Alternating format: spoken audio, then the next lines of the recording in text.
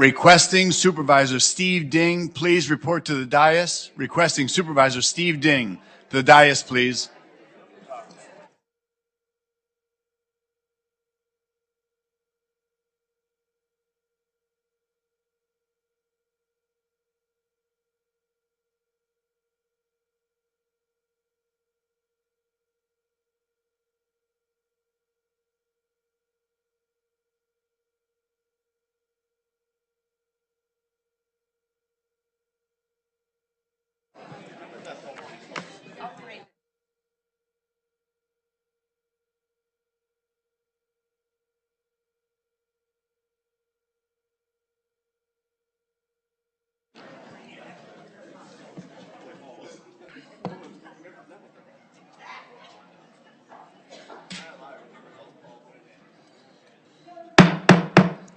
Good morning. I'd like to call this meeting to order.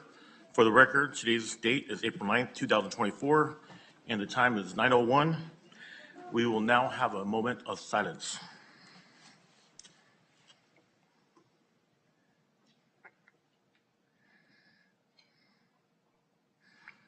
Thank you. Supervisor Canepa, would you lead us in the Pledge of Allegiance, please? Ready, salute. I pledge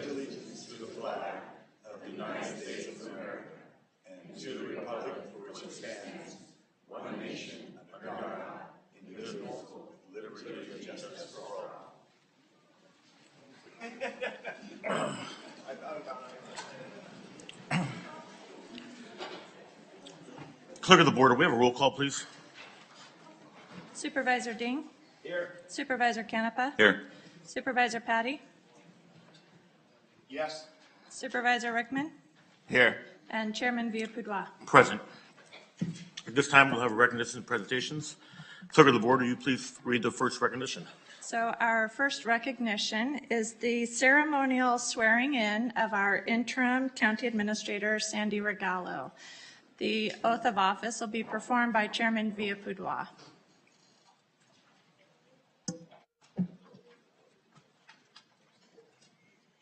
Can I please have the board join me down for a Sandy in? I'm going to start early.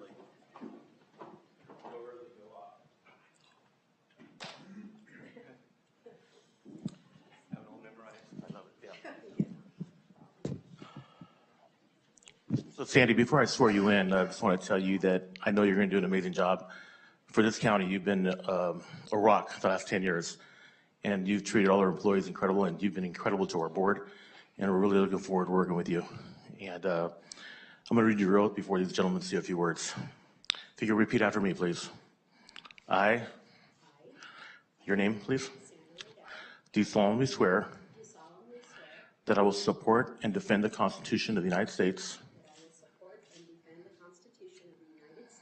and the Constitution of the State of California and the Constitution of the State of California against all enemies, foreign and domestic, against all enemies, foreign and domestic, that I will bear true faith and allegiance that I will bear true faith and allegiance to the Constitution of the United States to the Constitution of the United States and the Constitution of the State of California, and the Constitution of the State of California, that I take this obligation freely that I take this obligation freely without any mental reservation without any mental reservation or purpose of evasion, and that I will well and faithfully discharge the duties upon which I'm about to enter. well and faithfully discharge the duties upon which I am about to enter. Sandy, congratulations.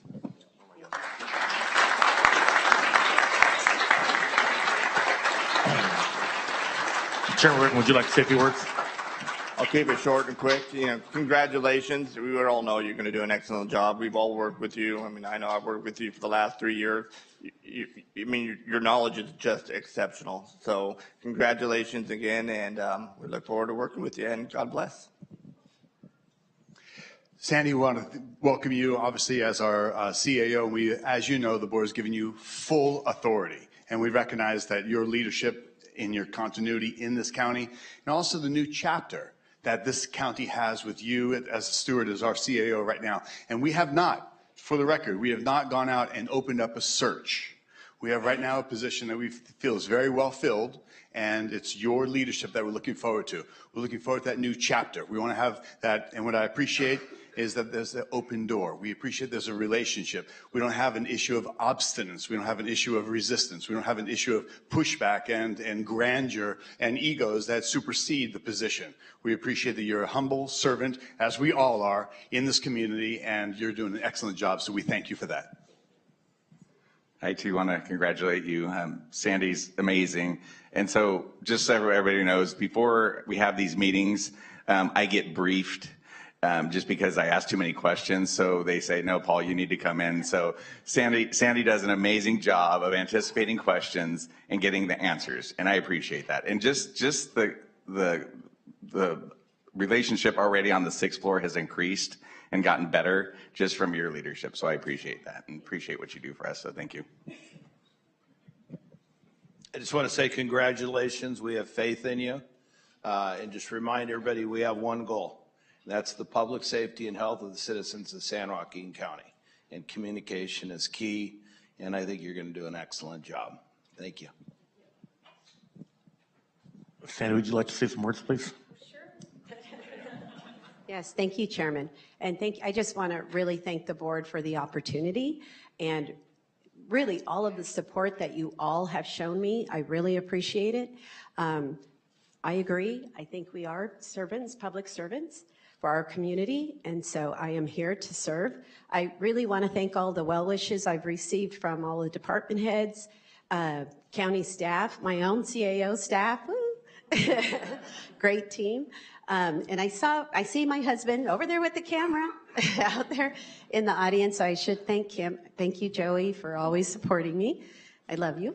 And so anyway, so I don't take this lightly. And I just want to, I do really think that greatness grows here in San Joaquin County. And I do look forward in working with your board to pushing this county forward. Thank you. You live in Ripon, right? I live in Ripon. Would you say that would be the best district? Even though the third I district grew is up the in- preferred district. So would you like to have your husband come forward for a picture, please? And then Sandy, please sign this. There you go. We'll get a picture.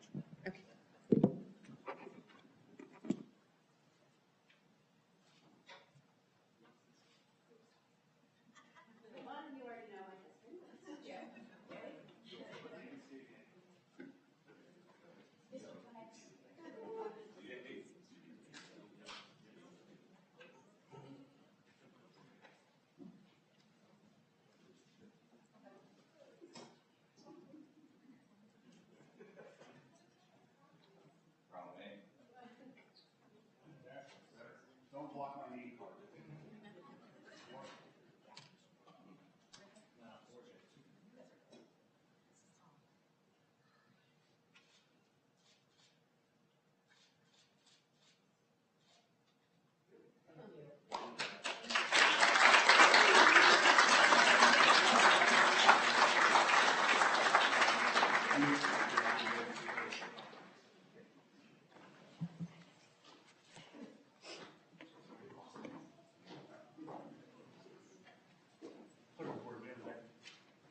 Clerk of the board, we have the next recognition, please.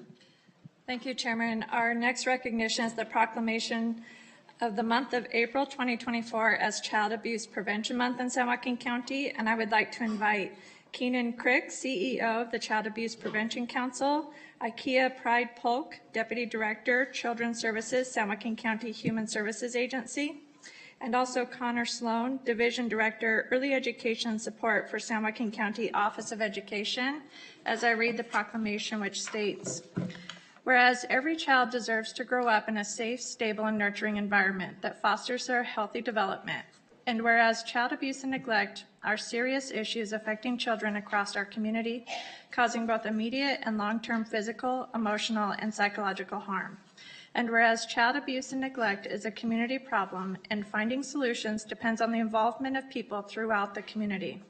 And whereas the citizens of San Joaquin County recognize the importance of preventing child abuse and neglect and are committed to ensuring the well-being of our community's children, and whereas all victims of child abuse, whether physical, sexual, emotional, gross neglect, or exposure to domestic violence, should have access to a safe place to live, appropriate medical care, and counseling or mental health services.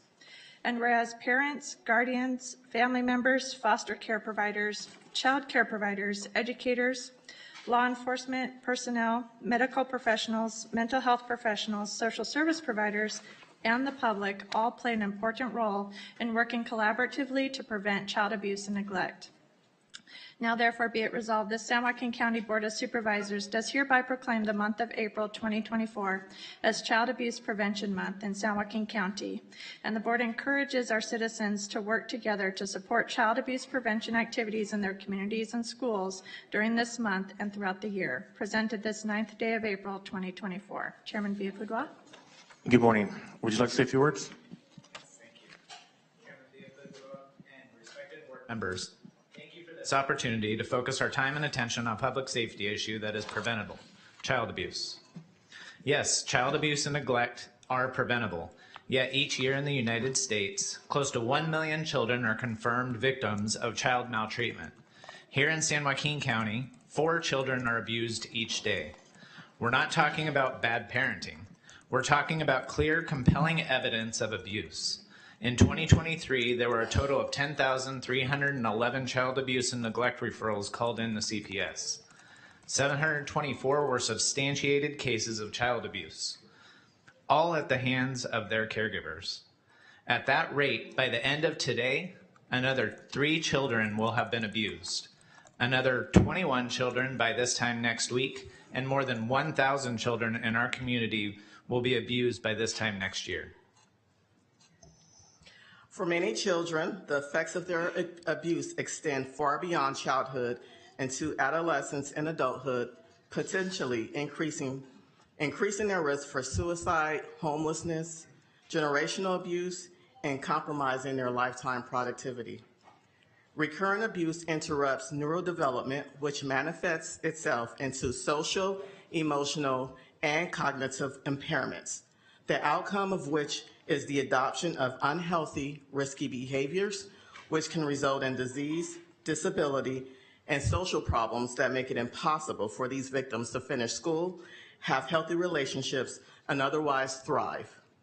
The costs of responding to the impact of child abuse and neglect are borne not only by the victims and their families, but also by society.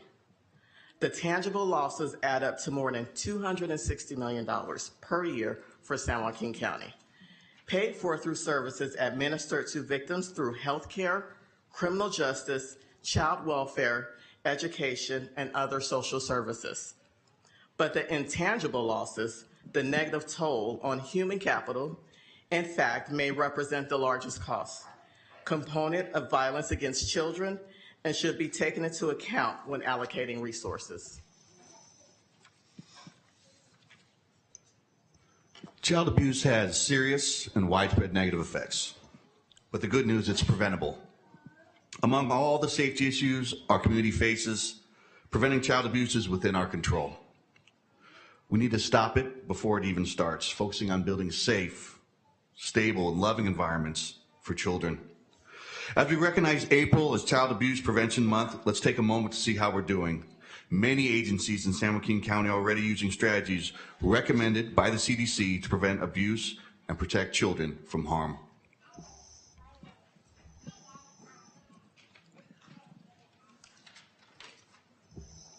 The Human Services Agency partners with community-based organizations, including the Child Abuse Prevention Council, on a safety net program, which targets support to families that have been reported to child welfare with allegations of abuse, but who do not reach the level threshold that warrants child welfare or law enforcement intervention.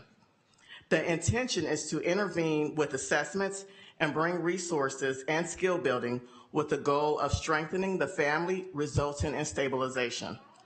The Child Abuse Prevention Council is also doing important work with medical centers, hospitals, and social service providers countywide to raise awareness with adverse childhood experiences, also known as ACEs, and their effects on child development and parenting.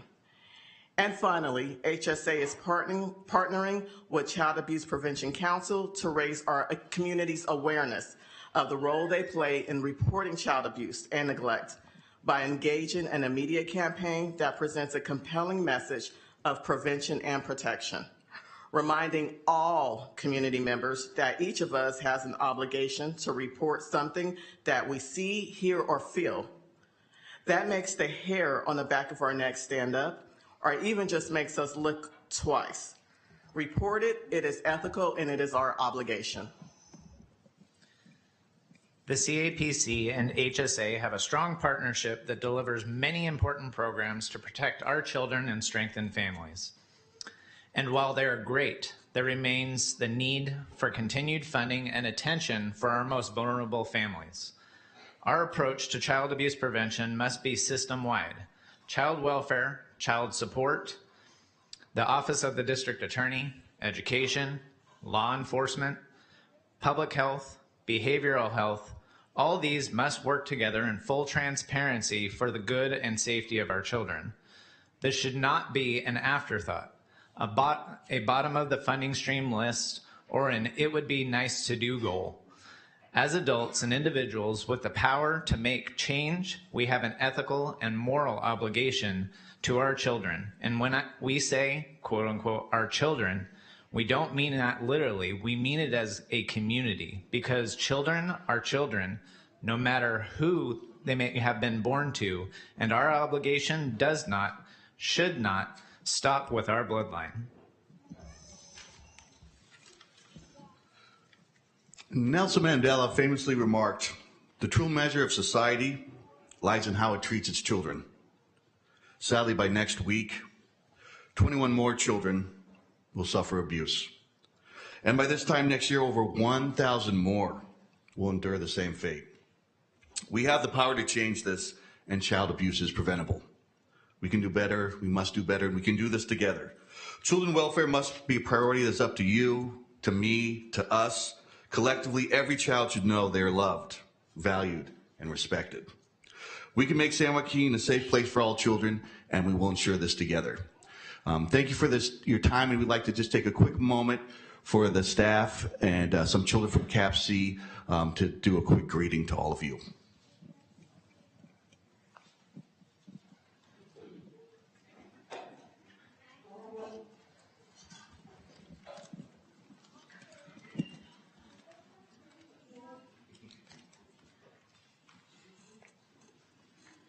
Good morning. We love your smiles. Good morning. I was kind of wondering why we had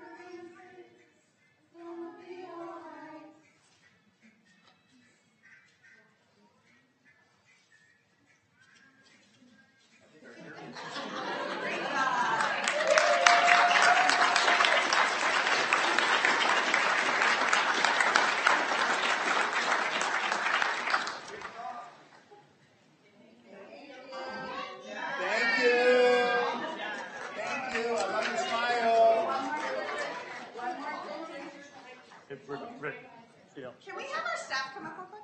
Yeah. And then we will leave you alone, I promise. More the merrier.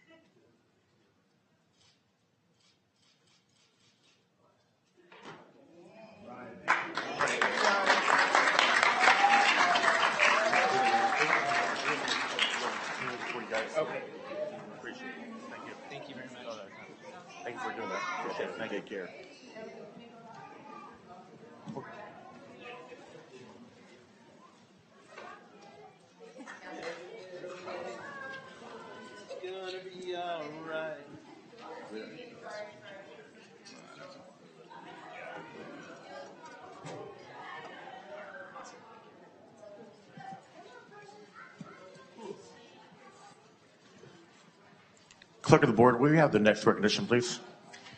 Our next recognition is the proclamation of the week of April 21st through the 27th as National Crime Victims' Rights Week, submitted by District Attorney Ron Freitas. I would like to invite District Attorney Freitas and his team to the podium as I read the proclamation, which states, whereas in 1981, the President's Task Force on Victims of Crime envisioned a national commitment to a more equitable and supportive response to victims. And whereas this week commemorates the energy, perseverance, and commitment of the victims' rights movement.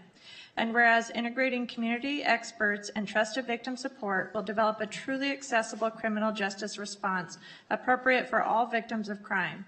And whereas with unwavering community and victim service provider support, survivors are empowered to confront challenges without judgment and feel understood, heard, and respected. And whereas engaging a broader array of stakeholders improves victim safety, healing, and access to justice. And whereas upholding victims' rights and meeting their needs rebuilds trust in the criminal justice and social service systems. And whereas this year's theme, How Would You Help? Options, Services, and Hope for Crime Survivors, prompts individual and collective action by our entire community in supporting crime survivors. And whereas San Joaquin County is dedicated to empowering victims and responders, building resilience in our communities and our victim responders, and working for a better future for all victims and survivors. Now therefore be it resolved that the San Joaquin County Board of Supervisors does hereby proclaim the week of April 21st through the 27th, 2024 as Crime Victims' Rights Week in San Joaquin County, reaffirming its commitment to victim support throughout the year and express our sincere appreciation for those community members, service providers, and criminal justice professionals who help victims find relevant assistance, support, justice, and peace. Presented this 9th day of April, 2024. Chairman Beautification. Good morning, DA Freitas. Would you like to say a few words? I'm wondering where my staff went. I think my team was going to join me up here, so. The kids were cuter than you were, sorry. Yes, they were. That's one tough act to follow.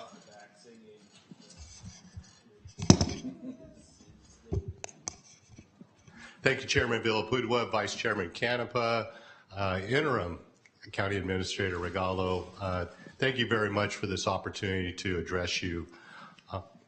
National Crime Rights Week is a national commitment to ensure crime victims have a voice, and that those who serve our victims, Victim Witness Unit, our Family Justice Center, are seen, heard, and honored. This year's theme is How Would You Help? This is a message I feel strongly about. Victim advocacy and seeking justice for our victims is a top priority. We as our community need to meet victims where they are, provide wraparound services they so desperately need, and hold perpetrators and those who seek to prey on our victims accountable. In honor of National Crime Victims Week, we have several events planned. Opening ceremonies are on Monday morning, April 22nd at 8:15 in the DA lobby. You all are invited. Tuesday, April 22nd through Thursday, April 5th, we will have victim and survivor-centric postings with advice, success stories. And on Friday will be our grand finale. On April 26th will be our annual Survivors Luncheon, 11:30 to 1 in the Diversity Plaza, 6 South El Dorado, also known as the future location of the District Attorney's Office. Tickets are $20 and benefit the Victims of Violent Crime Support Group. So your ticket not only buys your lunch, but also buys the lunch of one of our victims. You may contact Victim Witness or RSVP at sjcda.org for tickets. Each and every one of you are invited to, in our community, are invited to join us. I extend my gratitude to my Victim Services Unit and staff for their dedication to victims through the criminal justice process. Their dedication does not end when the case resolves. Often they have families that stay in touch for years after the fact and keep in touch, helping them survive. And the Family Justice Center is at the forefront of obtaining justice and closure for victims of domestic violence, sexual assault, human trafficking, elder abuse, child abuse, stalking are served by these two wonderful organizations. And I'd like to recognize the directors of those organizations, Gabriella Warwicky, a victim witness, and Alexis Wilbur of the Family Justice Center, who lead the staff and set the standard. Also, these two organizations work with our local victims groups, with Joyce Toon of San Joaquin County Victims of Violent Crime and Leticia Galvan with Justice for Luis G. Alvarez, two wonderful organizations also fighting for our victims. They go way above and beyond, and for that, everyone in our community, I would like to thank them today. So we can have a round of applause for them.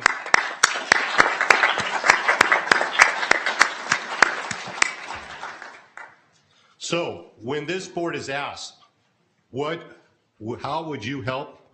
Know that you do so much and that your actions make a difference every single day. That you have created and funded these two amazing organizations that have been recognized in the state as leading victim services for the state of California and provide the best services for San Joaquin County victims. They also, last year, serviced a record number of victims. Over 1,000 a month, over 40 a day are being serviced by these two outstanding organizations. And they also have competed for and won a record number of grants last year because this service is that important to them. Also know that you have created a county team that is unparalleled in serving victims with the great sheriff of San Joaquin County and our chief probation officer. The three of us with the district attorney's office are working every single day servicing your victims. And all the partnerships that you support, so all of our stakeholders, private, public, nonprofit, that each and every one of them are working together for our crime victims because of your actions. And by declaring National Crime Victims Week, you show your support for our victims. So for that, we say thank you. Thank you very much. Thank you, D. Freitas. Anyone else from your staff like to say anything? No. Well, I want to thank, well, okay, no problem. I want to thank everyone for everything you guys do for victims of crimes. Everybody needs help, and I know that the team you've assembled in the county and everybody here does what they can to help everybody. So I know some other supervisors would like to comment. Supervisor Patty? Thank you, Chairman. I appreciate that we have this recognition this week, but we know that the work is endless. It's year-round, 7 days a week and 24 hours a day. Crimes happen. Victims, unfortunately, are the most vulnerable, post any crime. So the fact that we have a support network and that we have a caring staff and the levels of engagement, we thank you as our DA to be the leader and to be part of this team that show their great compassion and skills to be there and available to our citizens. So thank you all. We appreciate that, and so do many victims here. Thank you, Supervisor. Supervisor Ding. Thank you, Mr. Chairman. Yes, I want to thank you for your dedicated service every day. I appreciate, this morning, the smiles and the songs and the windmills and put a happy face on a horrible situation. But the fact that you do this every single day, and then good morning, Leticia, one of my favorite crime fighters. In the society, you got your choice. You can either step out or step up. And you and Galvin stepped up, in the midst of tragedy. And I'm with you. I love you. I'll do whatever I can to help you. Thank you. Thank you, Supervisor. Supervisor Rickman. Thank you, Chairman, and good morning, everyone. Good morning, Mr. Freitas, and thank you all for being here and for the work that you do, the compassion and support you have for our victims. And this is, one of my favorite proclamations you do. And I mentioned it before. When you talk about victims, sometimes they get lost in the shuffle. I mean, if you watch the news or some of the talk shows and so on, you hear all about the excuses of the suspect or the criminal, and you hear nothing about the victim, and that has to change. I know it has changed in this county. It's about holding criminals accountable, and I know Mr. DA Freitas and our Stockton Chamber launched a new app, talking about repealing Prop 47, and when you talk about victims, a lot of people automatically think of the hardcore crimes, the rape, murder, and so on, but one thing you see on the nightly news, besides that, is, these small businesses getting just robbed at will. The mom and pop shops, they're spending their whole fortune and try to put their kids to school by opening up a business, and somebody just comes in there and takes whatever they want. And it's nice to know that here in this county, we have a DA who's filing charges. We have our law enforcement partners who are actually arresting people. And the compassion, my hat goes off to you. I've been in law enforcement for a long time, and a lot of times in law enforcement, you're on the scene and the scene's done and you move on. You guys don't. You help the victims through the trial process, the emotions and the support. So my hat's off to you. Thank you for all that you do, and God bless each and every one of you. Thank you, Supervisor. Vice Chair Canepa. Yes, thank you. We always talk about what I do, about giving a victim a voice. And it's just sad because what we want is for you guys not to have a job. And unfortunately, in our society, that won't happen. We had 3 homicides on Saturday. And it's nonstop, the harm that people do to one another. And I think that's the most important part, is that you give somebody a voice, that you're caring and compassionate. Because when people are down and out, they don't know who to turn to, they don't know what to do. So thank you. 1 week out of the year is nothing, but we as a society need to do a better job. If you see something, say something, you know what I mean? And I think that's what we all can do, because most people don't want to get involved. I'm not going to court. I'm not doing this, you know what I mean? And I think if you were on the other side of the situation, I think you'd want somebody to step up. And I think that's the most important part, that people that don't do it for a living can do that. And, just like mandated reporters, those kids were here earlier. You can see, abuse takes many different forms. So thank you for what you do. Appreciate it. Thank you, Vice Chairman Canepa, for pointing that out. And I will point out the services are 24 hours. Already, my office has made contact with all 3 of those families. Well, thank you. Will the board please join me for a photo opportunity?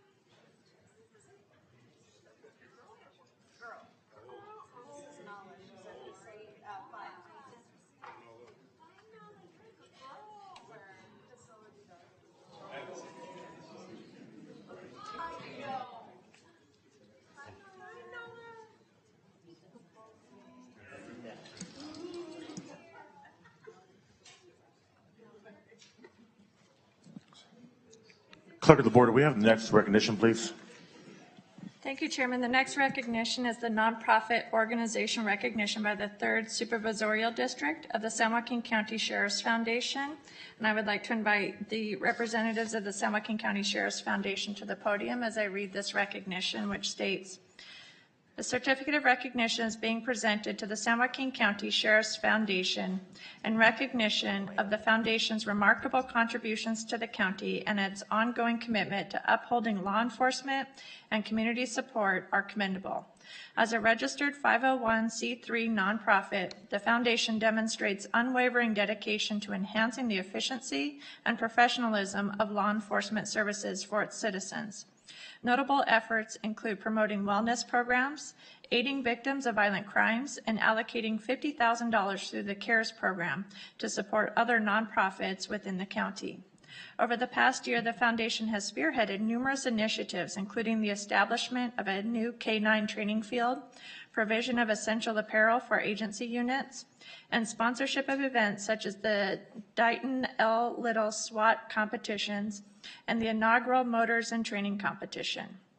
With great appreciation, San Joaquin County Board of Supervisors thanks the Sheriff's Foundation for their exceptional service and dedication to our county. Presented this 9th day of April 2024. Chairman Villa-Padua, Supervisor Patty. Thank you, Madam Clerk. Please, Mr. Walker, step forward and say a couple words, and then I know that the board would like to speak as well. Well, first of all, thank you very much, Mr. Chairman and Tom Patty, for recognizing us. We usually fly under the radar, but I think today we're being exposed. Baxter Dunn started it about 30 years ago to fund the STARS program. The STARS program is still fully funded through the Sheriff's Foundation, as is the Chaplains program. I would also like to say congratulations to Sandy, well deserved, and thank Deputy Yip and Deputy Richmond for their service today. The board, I'd like to introduce my board member. You guys know Nassim Raymond, he's our controller. Ben Rose is our vice president. Heather Brent is a board member and our marketing specialist. Jennifer Edwards, she's our secretary, and Patricia McCulloch is the secretary. Missing today is senior board member Miles Harris, Mark Plovnick, and our Bill Barnett, and our counsel John Kamick. So it's made up of citizens of San Joaquin County. Most of the board is not involved in law enforcement. Now, we make decisions to help the sheriff to complete his mission, and we also help other agencies in the county. We recently started a grant program for sheriff personnel that volunteer in nonprofits. They're going to get to apply for a grant, and that they'll actually give the check to the nonprofit that they work for. So it take a long time to say everything we're involved in, but thank you very much for this recognition. We appreciate it. Thank you. And I think that's a great example. Is like, as you said, usually fly under the radar, but here you've got public support and you guys give back to the public while you also continue to serve the public. So the resounding level of success in how you integrate and how, again, you best serve. It's not what you're doing, it's what more you can do and how you can enhance that public service. So we appreciate it. I know as the board is recognizing different local nonprofits, I just thought, right here, homegrown in our own county, you guys are a great example of what being involved and thinking how we could do something better, different, or more of it, and it serves the public, which is, I know, the true calling that you all have. So we truly appreciate it, and I want to bring up to our former officer and past chairman and representative from District 5, Mr. Robert Rickman. And you forgot the best-looking supervisor, but no, hey, thank you guys very much for everything you do. I mean, all the volunteer hours that you guys put in for, making our community safer and the well-being of our community members. I know, as Supervisor Patty stated, and you all know I was in law enforcement over in the Tracy area, and, I love seeing the stars out there and, helping, the allied agencies. There's many of times that, responding, during crazy weather and trees are down, roadways need to be closed, and guess who went out there and, blocked the roadways and warned the residents? Were you guys, the STARS program. So thank you for all you do for not just, Stockton-centric, but the entire county of San Joaquin. We appreciate it, and God bless you, and, please stay safe. Thank you. Supervisor representing District 4, Supervisor Ding. Thank you. Probably the biggest consumer of services. I didn't know, So it's always good to know this. I didn't know that the foundation funded the STARS program and when it was started. So I think the biggest thing the foundation does is it allows citizens, instead of stomping your feet and getting pissed, to participate. Step out or step up. So anyway, I want to thank you for your service and keep it up. Vice Chair, Mr. Canepa, representing District 2. Thank you. It's amazing 30 years ago that started, and you guys are still carrying the torch. Because, I mean, it's the extra things that you want to do that sometimes we can't fund as a board, that gives the sheriff and the sheriff's department and other agencies, nonprofits, like you said, $50,000. Because people love to give to law enforcement. But I mean, having a nice cross section, I think, is amazing, and it brings everybody together. I mean, all the events that you guys throw are always very well attended, and I'm glad to see that you're giving back. I'm glad to see that it's still going strong after 30 years, and the STARS and the programs that you're doing. I saw the motorcycle and the canine trial. So good job. So thank you very much. Thank you. Before I bring it back to our chairman, just to finish on, the five of us have the privilege to represent nearly 800,000 people in San Joaquin County. So we speak on their behalf and thank each and every one of you and the foundation. Chairman? Supervisor Patty, thank you for bringing this forward. And I agree, the foundation does an amazing job for the community. The STARS program does great. And the events you guys put on here is fabulous. I mean, I really enjoyed the event you have out in the wineries, and raise a lot of money for a good cause. And thank you all for the commitment you give to our community. You guys have a wonderful. I just want to briefly say you're right. It's all our everything we do comes from donations from the community. And one of the big things we have going on right now is the sheriff's got approved to do a memorial. So we're doing a big fundraiser for our memorial. There's a lot of incentives. When you donate, you can go on our website and check that out, because that's our next big project. Thank you very much. I think we're all committed to fundraising for the foundation, so you're there. Thank you. Please join us for a photo. Sure.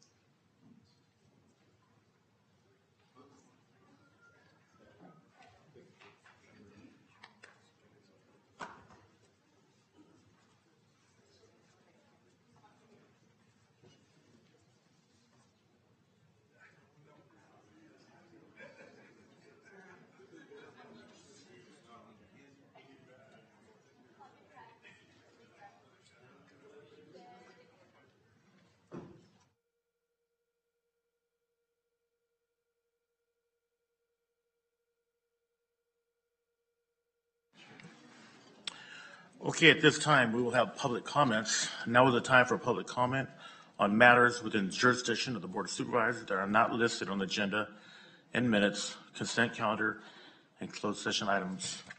Our first speaker today is Cynthia Cuevas.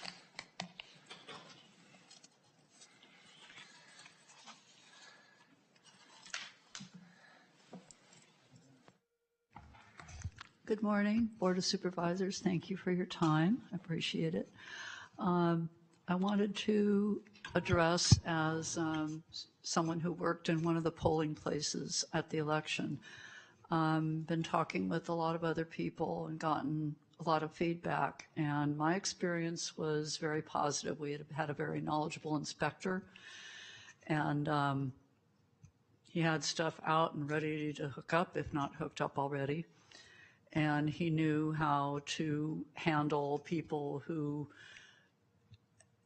needed a provisional ballot or something like that because for any number of reasons. So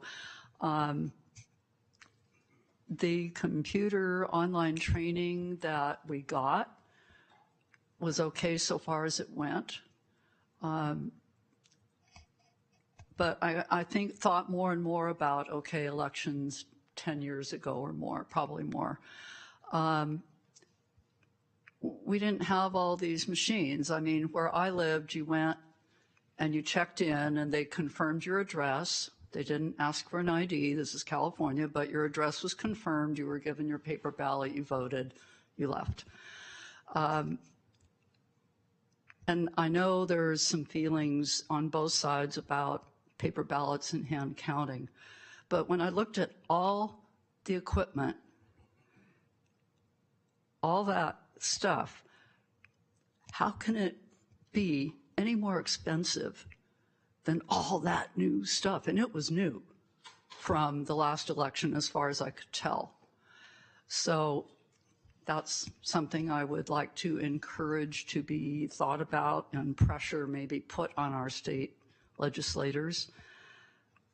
Currently, I don't expect that to go very far because what we are doing in elections now clearly benefits some people.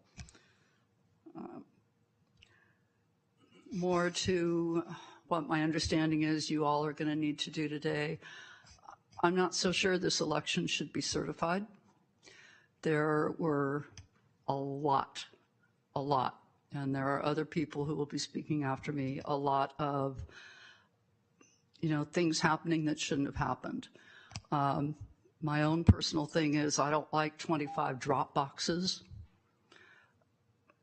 And the fact that there was promised that there would be 24/7 video feed that the public could look at, and that didn't happen. I mean, maybe it was just a fluke, but it's a little suspicious to some of us that, and our county is supposedly for the population only needs about 13, I believe. Why do we have 25? Why? Anyway, so thank you very much. Our next speaker is R.C. Thompson.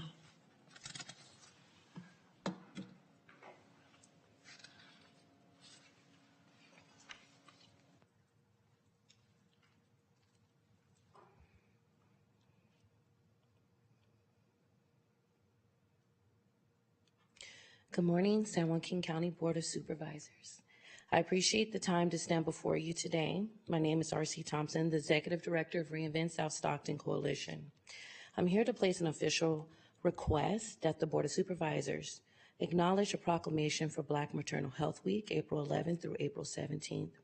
Our partners and I have attempted to connect with Chairman Miguel Villaputa's office through his Chief of Staff, as well as walk into the Board of Supervisors office prior to uplifting the request here.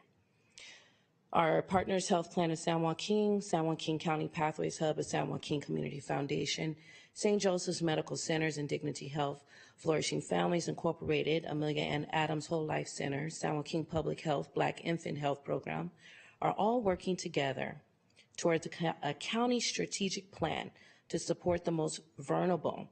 The infant and maternal deaths in San Joaquin have quadrupled.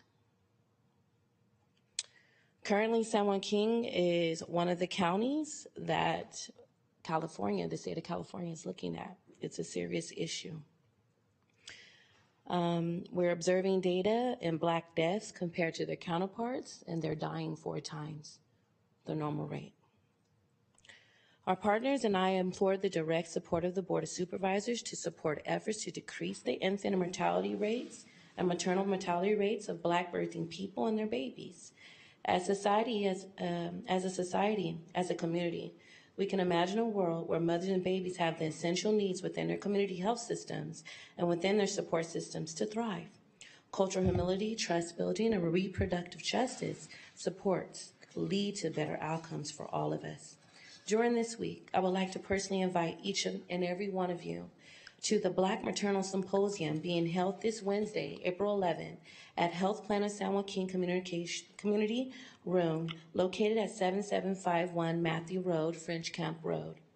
and our grand opening of our Birthing Tree Community Lactation Room, April 17th, from 3 p.m. to 6 p.m. at Huddle Co-work Space, right across the street, here located centrally downtown Stockton.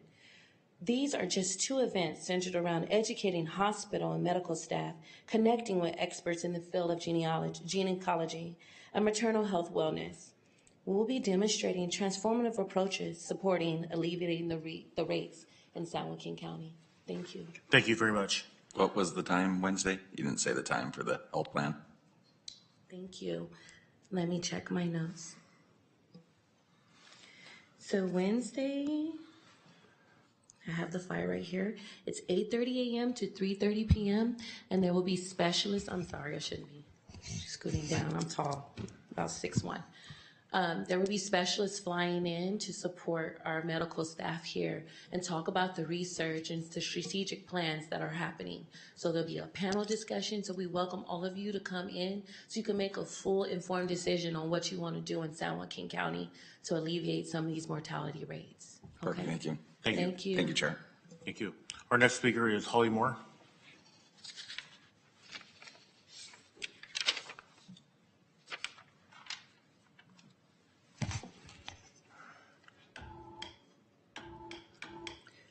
Good morning, Chairman Villalpudua and members of the board. My name is Holly Moore, and I'm a citizen of San Joaquin County.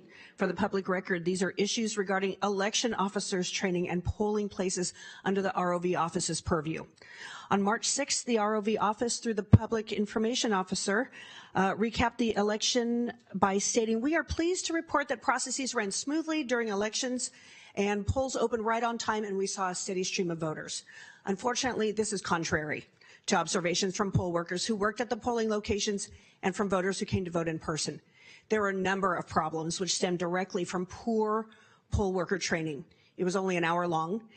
Trainings in the past were 3 or 4 hours and even longer for the field inspectors. Poll workers received only 1 hour of training in person and then 6 hours of poor online training. Some of the cameras couldn't even be, you couldn't see some of the shots because on the online training. At no time was the paperwork, the ballots, the provisional envelopes, et cetera, discussed. The field inspectors went through the exact poor training as the poll workers. They were totally unprepared for their jobs. Security and privacy were not discussed at the training. Incomplete instructions were given to the poll pads regarding the poll pads, which is what we use to check people in on. Poll workers were not told how to turn them on or shown the passwords to use at the beginning of Election Day, so many precincts opened very late. The trainees were not shown how to set up the precincts. At the training, the ROV staff set up the tables, scanners, printers, et cetera, along with the ballot boxes. The poll workers should have been shown how to set all that up. So there were huge problems on Election Day as a result. And here's an example of what the lack of training did at the precinct level. Some poll workers who oversaw the ballots didn't understand that there are 9 different political parties plus the Spanish versions of the ballots. The ballots must be stacked by party individually, but instead all the ballots were put put in one big pile, in a single pile, and ballots were passed out from the top of the pile to the voters. So whatever party was on top was what the voter got. Fortunately, the first voter noticed that they had received the wrong ballot, even though their poll pad receipt showed the correct party affiliation. This simple yet crucial detail was never discussed in the training. It seems obvious. I believe that the lack of training may have compromised our election in other ways. Thank you. Our next speaker is Carla. I know.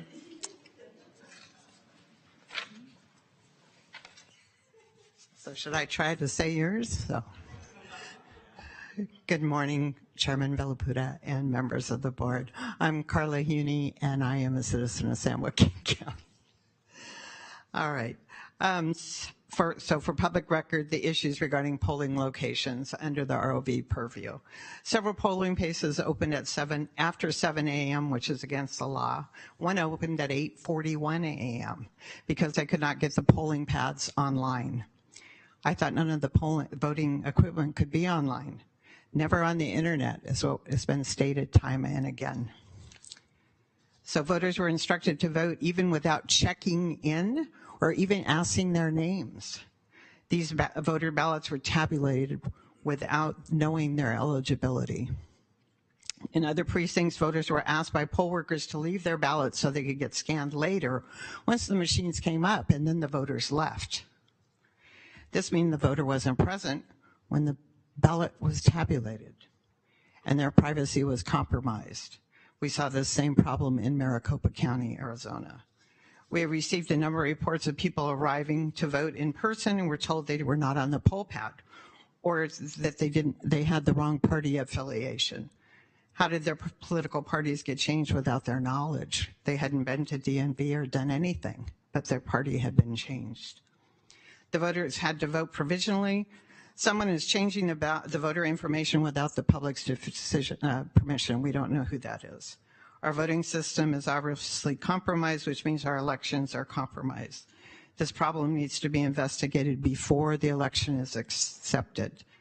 The ballot boxes in several polling places were not locked, so the ballots were unsecure for some time until somebody noticed and locked them up. How do we know these ballots were safe the whole time? Poll clerks even broke equipment security tabs on their touch writers because they thought they were supposed to. This again was due to poor training, but in itself is enough to invalidate the election. How do we know the ballots and the tabulators were not tampered with? Will you accept an election that has such glaring problems?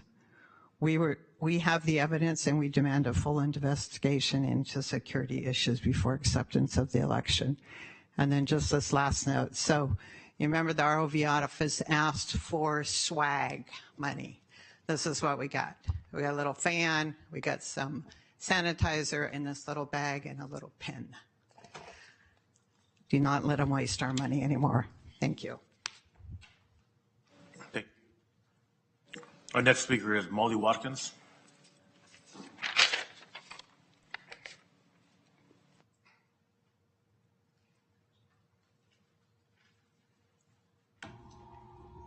Good morning. My name is Molly Watkins. I am a citizen of San Joaquin County, and for the public record, these are issues regarding the polling locations under the ROV's purview. There were several polling locations where voters had voted for years, and when they arrived to in-person vote on election day, their name was not found in the polling pad. These voters had their ballots with them, so they were obviously in the system. Why wasn't their name on the voter rolls? How did their names disappear? At the polling places where Carla Huney worked, the poll inspector tried to contact the ROV office. The phone call went to voicemail, so the poll inspector sent the voters away and told them to come back later. When the voters came back, which is good that they came back that day, they were told that the only way for them to vote in person was to drive to the ROV's office here in Stockton. These people could have easily given up on the point. Do you think that the people that live in Mountain House would have driven all the way to Stockton to vote at the ROV's office? How many people did this happen to in the county, and why haven't you heard about it? If these voter roll problems disenfranchise voters and show glaring problems in our system, we have a problem. There was no privacy or secrecy at the tabulators. Poll workers took the ballots and ran them through the tabulator so they could clearly see how the person voted. Several voters requested to feed their own ballots and asked the poll worker to look away. The secret ballot is the most basic right of a voter. This lack of secrecy is a violation of the voter's rights as spelled out in federal law. Why wasn't this thought through and made explicit in the training? How can we have faith in the ROV's office when we know that our privacy is not even considered valuable enough to be explained in the training process? Other problems that incurred, poll clerks not knowing what to do when there was no training on if the tabulator rejected a ballot, if there was a smudged entry, an entry where all that were rejected by the tabulators. What do? If a voter wanted to surrender their ballot, they had been mailed, what do? If a voter showed up at the polling pad, at the polling place, and the polling pad said you were inactive, then what do?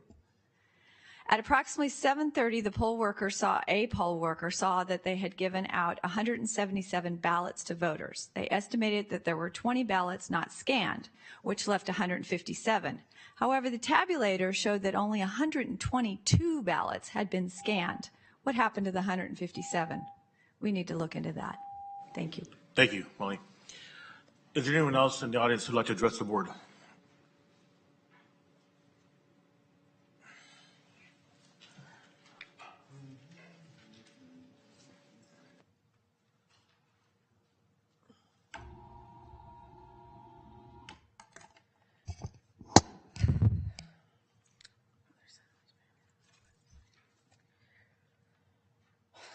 In modern world, there is a tendency to prefer simple and spiritual things. Knowing this, we must appeal to our modern sensibilities. Let us devote and emphasize an image with only light radiating from within us. Emphasize only our love for the entire human race. Modern minds are more attracted to intellectual concepts rather than traditional symbols. Although in an abyss of ingratitude, let every emphasis in this place trust that the mercy and compassion of all of your incomprehensible goodness never be exhausted. Do not shrink yourselves, excuse, or absolve the devotion to maintain peace and justice. Continue to draw any lukewarm modern man from doubt and despair to assure trust in your compassion and mercy. Continue to speak to thwart egoism, selfishness, pride, and arrogance. We feel the graces that distinguish yourselves as merciful, compassionate, and loving persons. And exercising by your deeds, your words, and asking, let the mercy of your neighbors be unquestionable proof of this. Compassion itself. In the modern acts, let these wills divinely dispel any doubts and despair that we can trust and be confident to overcome any enemy together. Assure that from these abstract and conceptual ideas, we may appeal and convince us to trust and be confident in your distinguished and unquestionable love for your neighbor. Even the strongest demand will be of no avail without love and compassion. In any degree of your actions, turn to be merciful and tender so that we may be at peace. Let us revere and distinguish your incomprehensible goodness and permit for it to continue. I again call for an emergency stop work of San Joaquin County's improvement plan and implementation. Thank you. Thank you. Anyone else who'd like to address the board?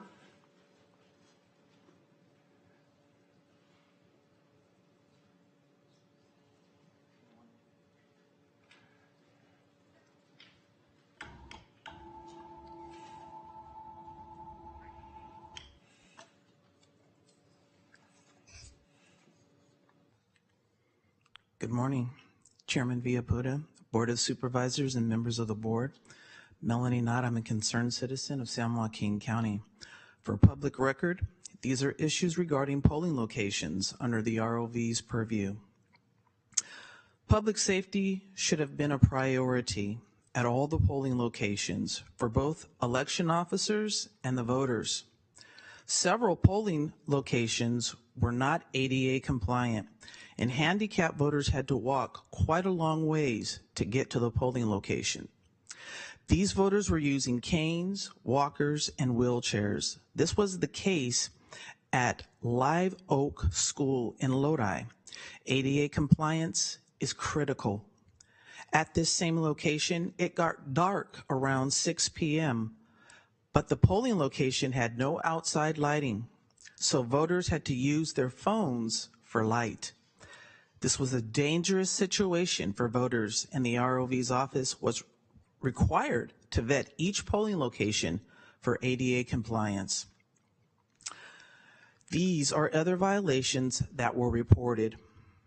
The poll inspector wanted to shut the polls down early, which is against the law, so arguments started over it. That would have been resolved with proper training. There were not enough poll workers at another precinct, so the poll inspector brought in their sons, who were not vetted. He did not approve it. He did not approve this through the ROV's office. Now the election is compromised. At one precinct, the poll inspector opened up the ballot box and handled the ballots without anyone watching him. This election is now invalid. Poll inspectors did not allow the tabulators to be taken with the ballots to the receiving centers. The poll inspector was left alone with the tabulator along with the key to the tabulator. He could have done anything to that tabulator that would switch out the data. The chain of custody was and has been broken. How can we as the public be sure that he did not do something nefarious? That precinct has now invalidated the whole election. Are we still on the honor system after the fiasco with the Shakir Khan case?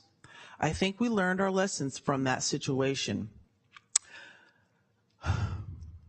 Many of these problems could have been avoided with thorough training. In the future, we want comprehensive training.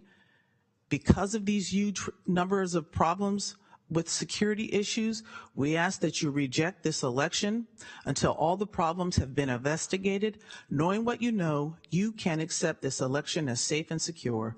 Thank you. Have a great day and God bless. Thank you. Anyone else like to address the board? I see no one. I will close public comment. This time we'll go to minutes of March 26, 2024. Move to approve. Second. We have a first and a second. We have a vote, please.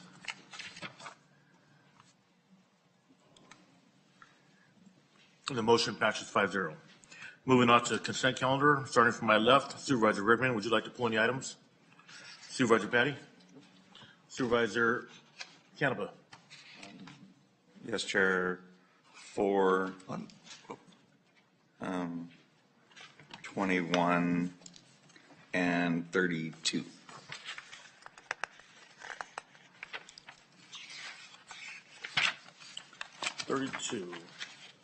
Supervisor Ding. Mr. Chairman, number 27. Okay. 29. 29. 30. Okay. That should do it. Okay, we're starting with item number 4. Introduce and waive reading of ordinance, amending the San Joaquin County Code of Ordinance, Title 5, Division 7, Chapter 1, Health Plan and Health Commission. Supervisor Canepa. I just have a simple question on this, and I don't know if Lizette could add it after I was reading this. In there, we're appointing somebody to be on the health plan of San Joaquin, and then I just wondered how, when you reconfigure the makeup of the board, do people get, so if we appoint this Dr. Banglador, where is he coming out of? I know there's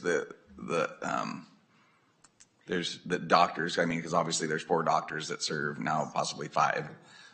Can you explain that to me, how their terms or when their terms will expire and how they'll be changed out? So Dr. Bangalore currently is a representative that is appointed by the San Joaquin Medical Society, and so which currently has 3 seats. 2 of those seats will transition over. The intent would be that as they term out their term for the specific seat that they're holding, then that will transition over to Stanislaus County. And so the intent would be that for them to finish their appointed seat. I know with Dr. Bangalore specifically, he will be participating in the board until he chooses to resign, and at which point, he will transition over to Stanislaus County. Okay, so some of those 4 doctor positions are going to be appointed by Stan County. Correct. If this merge goes through and we do the merge and the bylaws are changed. That's correct. Okay, perfect. I wasn't sure because it seems odd because I wasn't sure if people were going off or people were coming on or if they're going to pick and then those folks. So when their term is up, then they'll leave. Correct, and Okay. the seat will transition. Okay. Thank you. Thank you, Chair. Thank you. Thank you very much. Moving on to item number 21, General Hospital approval proposal for design, front-end documents, and submission to the state for construction of an emergency room expansion into a vacated pharmacy space. Supervisor Canepa. No, I just thought this was important. One of the questions I had, a lot of times that we just received a report about earthquake safetyness of the building.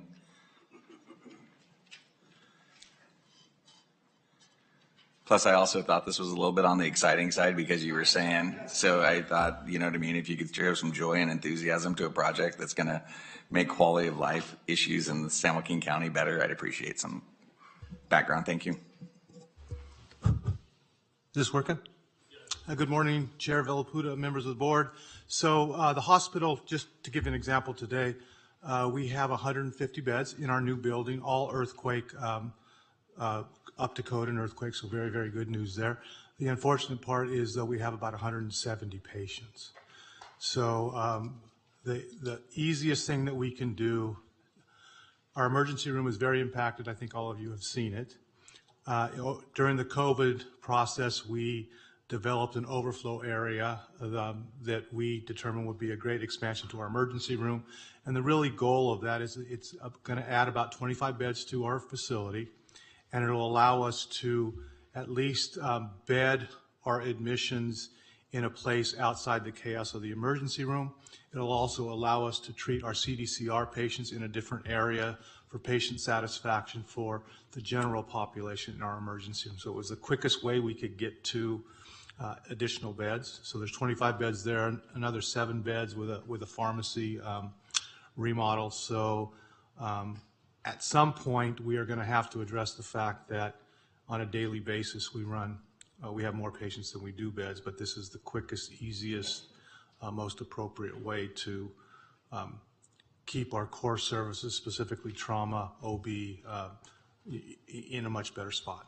So that's what this process is. Thank you. Thanks for the update. It was very exciting for me to read that. I thought, why is this on consent? You know what I mean? This is something that's going to serve our community better. Yeah, so. It's good news for us. So good news. So thank you so much. Director Kessler, thank you very much for showing up. Have a great day. Thank you. Moving on to item number 27, Public Works award contract for the Milton Road resurfacing located north of Copperopolis Road and west of Fine Road to Tom Mayo Construction Incorporated in the amount of $1,002,270 and authorize approval to change orders not to exceed $99,730. Supervisor Ding. Thank you, Mr. Chairman. I just wanted to make a note. This is just a resurfacing, not just as $1 million resurfacing. Of course, everything's $1 million, huh?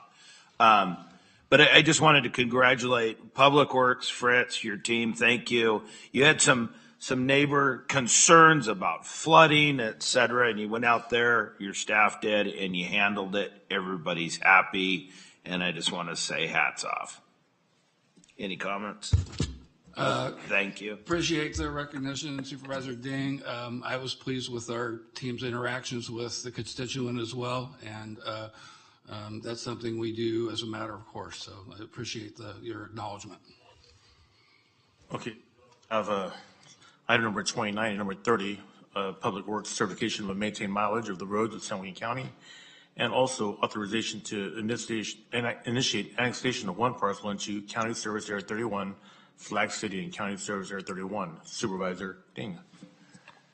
Okay, on 29 again. I mean, your department's doing a fabulous job, and I just wanted to pull it off just for comment to say thank you. But let's move on to consent number 30. Here's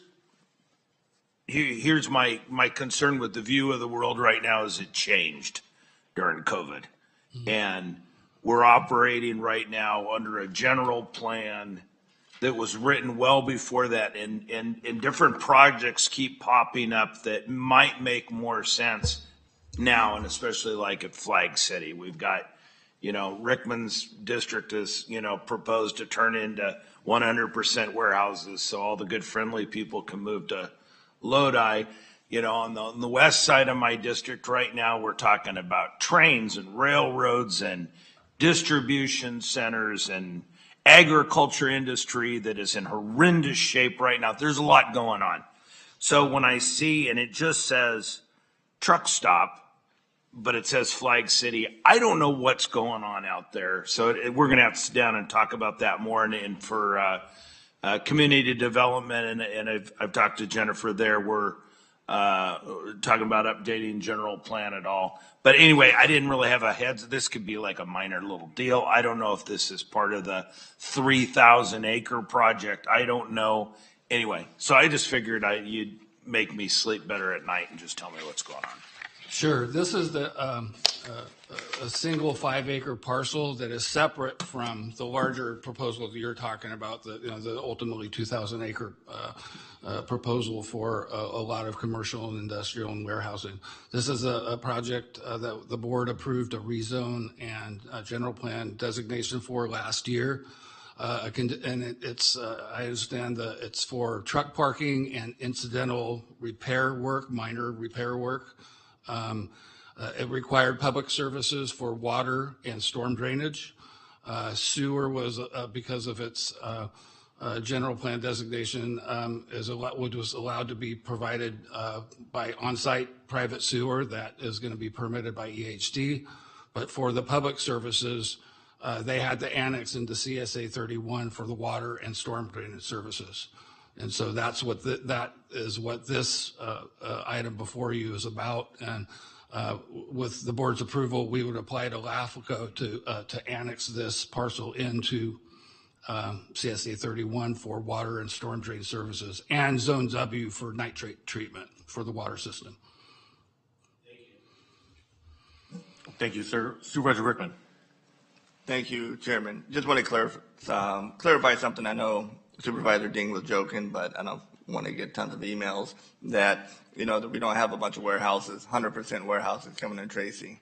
As far as I know, there's, none slated for the unincorporated areas that, that hasn't been here before the board.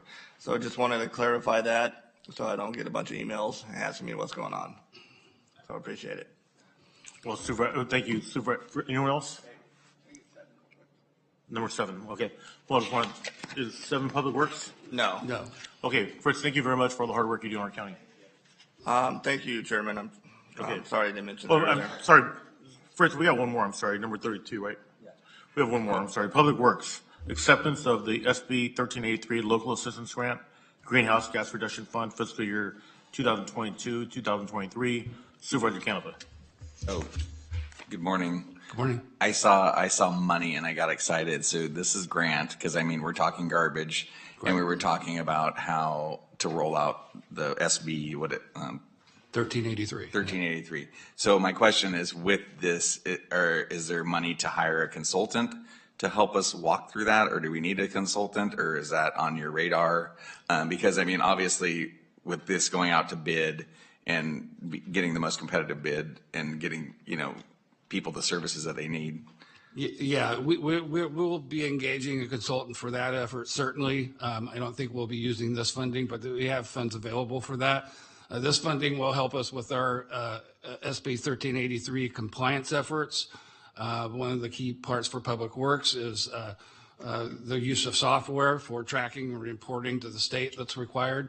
And addition, 100,000 of this funding is for environmental health, who will use the funding to help develop their edible food recovery program that's required under SB 1383. So it's a $416,000 grant, and it was spent over 2 years. Correct. Okay, perfect. Thank you, Chair. Well, thank you very much. Moving on to item number 7, General Services. Adopt a resolution joining a joint powers agreement with Ava Community Energy Authority. Thank you, Chairman. And I just saw, I know Mr. Haggerty here from Tennessee, so I didn't want to see if he has anything to say. You want to add anything, say anything? Or you just want to get on your plane and go home?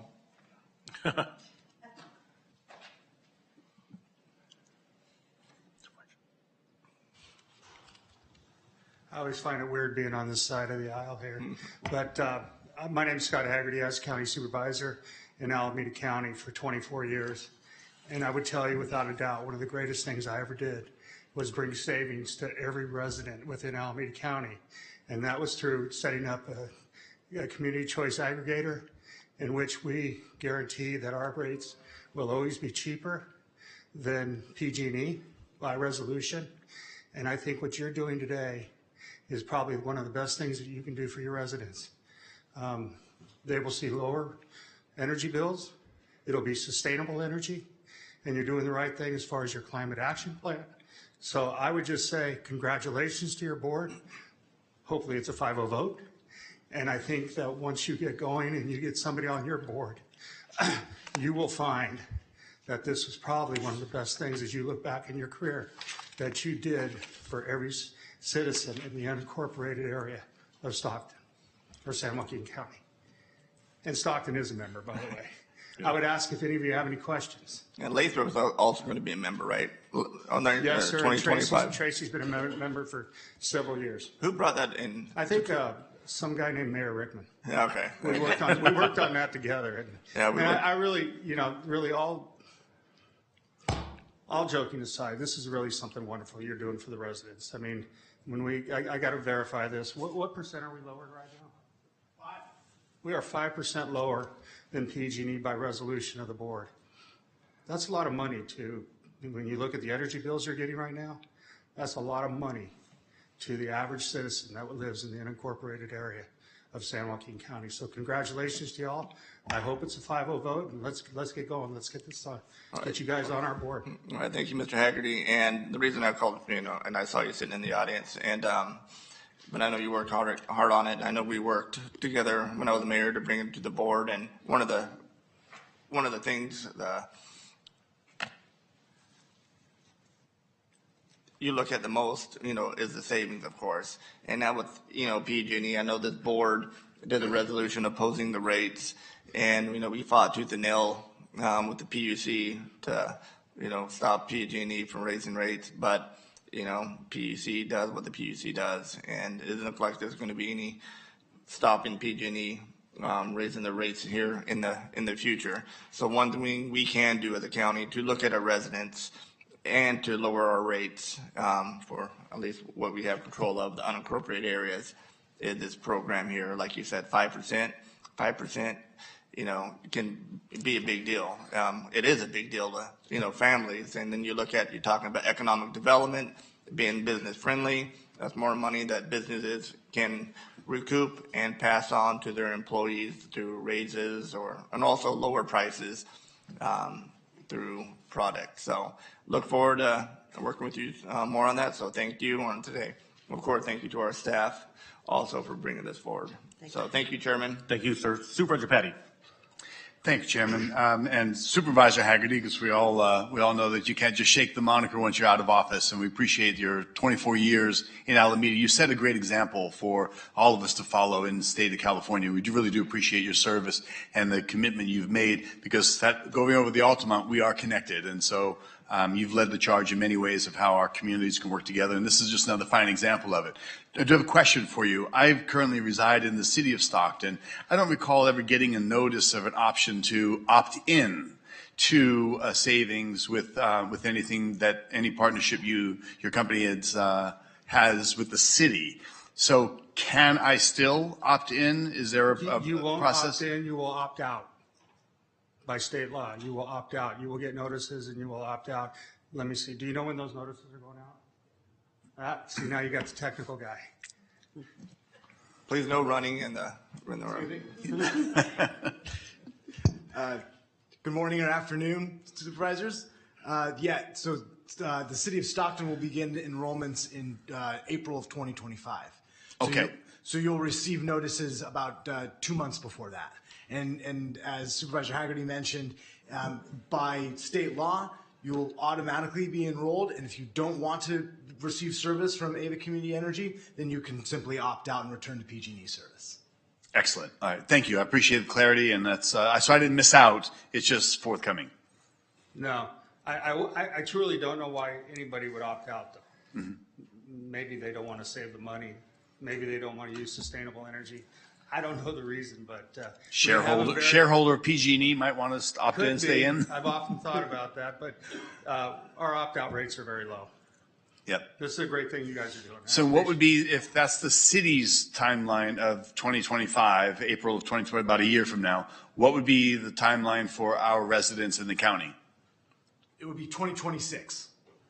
Okay. So probably earliest would be January of 2026, but more likely April of 2026. Okay. Thank you very much. Appreciate the clarity. Thank you, Chair. Well, I want to thank you also for the hard work, and I want to thank our team and our director, Cunningham, for working with Ava Energy and to bring this forward, and looking forward to saving our constituents some money. Thank you. Yes, thank you. Thank you. Thank you all. Thank you. Okay. With that being said, that concludes our consent calendar. Would anyone like to make a motion? We have a first and second, and we have a motion. A vote, please.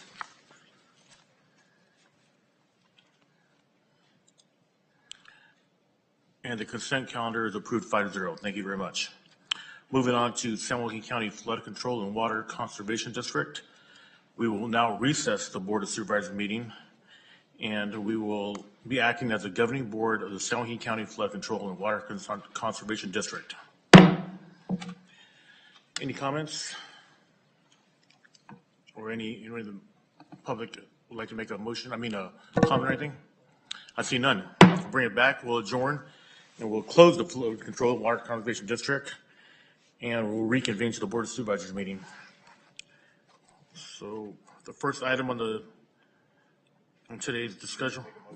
Oh, we need to make a motion. I'm sorry. Is there a motion? Chairman, I make a motion to approve consent, the flood, what was it? Where we Flood at? Control and The Water flood Conservation control? District. Yes. Yep. Through the chair, I think you adjourned it, so I would reconvene the flood control district. Okay. I will adjourn and reconvene the Board of Supervisors. Wait, I need to adjourn first? You would adjourn as the Board of Supervisors and reconvene as the flood control district. Yes, we will open the Flood Control Water Conservation District, and we'll accept a motion. You get a motion? Yes, motion to approve it. Second. Great. And we had a first and a second. We'll vote, please. I don't have this on my agenda. Okay, it's approved 5-0. Now we will reconvene the Board of Supervisors meeting. Thank you. Moving on to Public Works, the consent item. Approve and adopt plans and specifications for the pipe replacement deferred maintenance program located in Potter Creek, Mormon Slough, Bear Creek, Patty Creek, North Patty Creek, and Little Johns Creek. We'll set a bid of April 18, 2024 at 1:30. Do we need a separate motion? No, Chairman Villapadua, the public hearing is the next item for behavioral health. Okay. So that Public Works item is the item that you guys just took a motion on. That's what I thought. Yeah. Okay, well, thank you very much. Okay, next item is the scheduled morning public hearing item. Number one is behavioral health. Public hearings to consider reduction of retail pharmacy services at the San Joaquin County Behavioral Health Services Pharmacy located at 1212 California Street, Stockton, California. Good morning, Director Diedrich. Good morning, Chairman Villaputa, members of the Board of Supervisors. Do we have a PowerPoint available? So briefly, California Health and Safety Code requires a Billings Act hearing whenever a public agency is looking to close or eliminate or reduce medical services. We're looking currently to close the outpatient retail pharmacy, but I think it's really a transition to providing pharmacy services in other spaces and modalities. I think it's important to emphasize that we have a couple vacant positions, but every filled position has a landing spot. And again, we're looking at closing the retail pharmacy. Our retail pharmacy, we're one of 2 counties that still maintain a behavioral health retail pharmacy. Starting in 2014, the Affordable Care Act came into place, and at that point in time, a great expansion of Medi-Cal beneficiaries. We operate what's termed as a closed internal pharmacy, which means we only provide retail prescriptions to behavioral health consumers. It's not open to other clientele, and it only fills behavioral health medication, so it's not a full service pharmacy. You can't pick up your blood pressuring meds there. We also have some concerns that generally when you go to your doctor, they ask you where would you like us to send your prescription. For the bulk of our clients, it's sent here. But after the Affordable Care Act, they can choose any retail pharmacy in the state that has a contract. And one of the large things that happened in effective January 1st, 2023, was the state of California Medi-Cal carved back in the pharmacy benefit. It used to flow through the Medi-Cal managed care plans. At that point in time, or prior to 2023, behavioral health had contracts with negotiated rates with Health Plan of San Joaquin, HealthNet, and others. That got carved back in. So state fee-for-service Medi-Cal is the only payer for pharmacy benefits at this point in time. They have a large and expansive retail network. Basically, every brick-and-mortar pharmacy in the state is contracted to provide medications for Medi-Cal, so a great benefit to our consumers. They can have these filled at almost any retail pharmacy. We've gone through a multi-year review of this. If you looked at our budget books going back several years, we've had increasing losses within our brick and mortar pharmacy space. But really the pivotal point was last January with that carve-in. We literally lose money on every pharmacy prescription we fill because we're reimbursed at a rate that is less than our acquisition cost.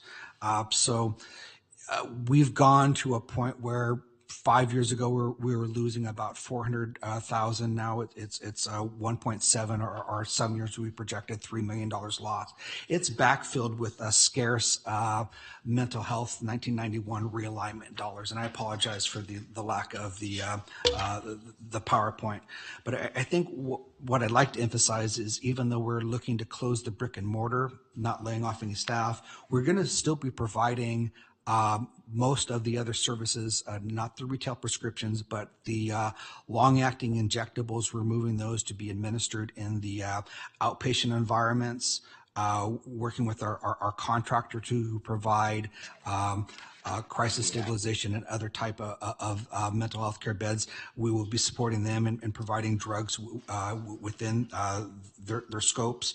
And actually some revenue enhancement in that with changes with CalAIM, licensed PharmDs, which is a doctorate in pharmacy, are billable providers, and we'll be looking to have some of our staff actually join some of our mobile street outreach teams and providing long-acting injectables in the field environment.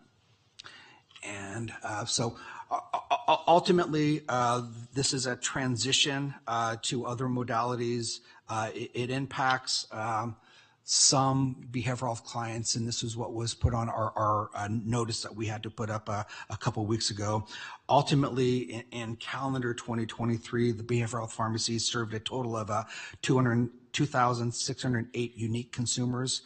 692 of those were indigents, and we have a way to take care of those indigents. But I think what also happened is at the beginning of calendar 2024, the state of California closed the remaining gap in Medi-Cal, providing state-only Medi-Cal benefits to the residual undocumented population between the ages of 25 and 50. So literally there are next to no indigents remaining within California, not otherwise relieved by state or federal Medi-Cal. Mr. Chairman, if I could just interrupt for a second. If I can put this in English, people have pharmacies and they're going to the pharmacies to get their drugs. We don't need this location. That's really all we're discussing here. So Correct. I think this is just getting too confusing. It's an unneeded service because people go get their drugs from pharmacies. So I think we can make a motion and. Are you okay with that, George? That is the direction we're going, and as Supervisor mentioned, there is an expansive ability for our consumers to get their medications filled in the community, and we have some positives that we're expanding services and other modalities. So I'm good with that. Okay, great. At this time, we'll take a motion. Chairman. Oh, I'm sorry, yes. Thank you. Public comment. I will open public comment. Anyone would like to address this item? I see none. I will close public comment. Chairman, motion to approve as recommended, closing the pharmacy services. Second. We have a first and a second. A vote, please. The motion passes 5-0. Thank you very much. Thank you all. Moving on to discussion, general government. Number one, approve an investment of $26,225,000 to fund transformative improvements at the Stockton Metropolitan Airport. Approve relocation of unsecured property taxes within airport boundaries and related transfer budget items. 4/5 votes required. Good morning, Director. Good morning. How are you doing, Dave? We have a PowerPoint presentation. Hopefully it will work.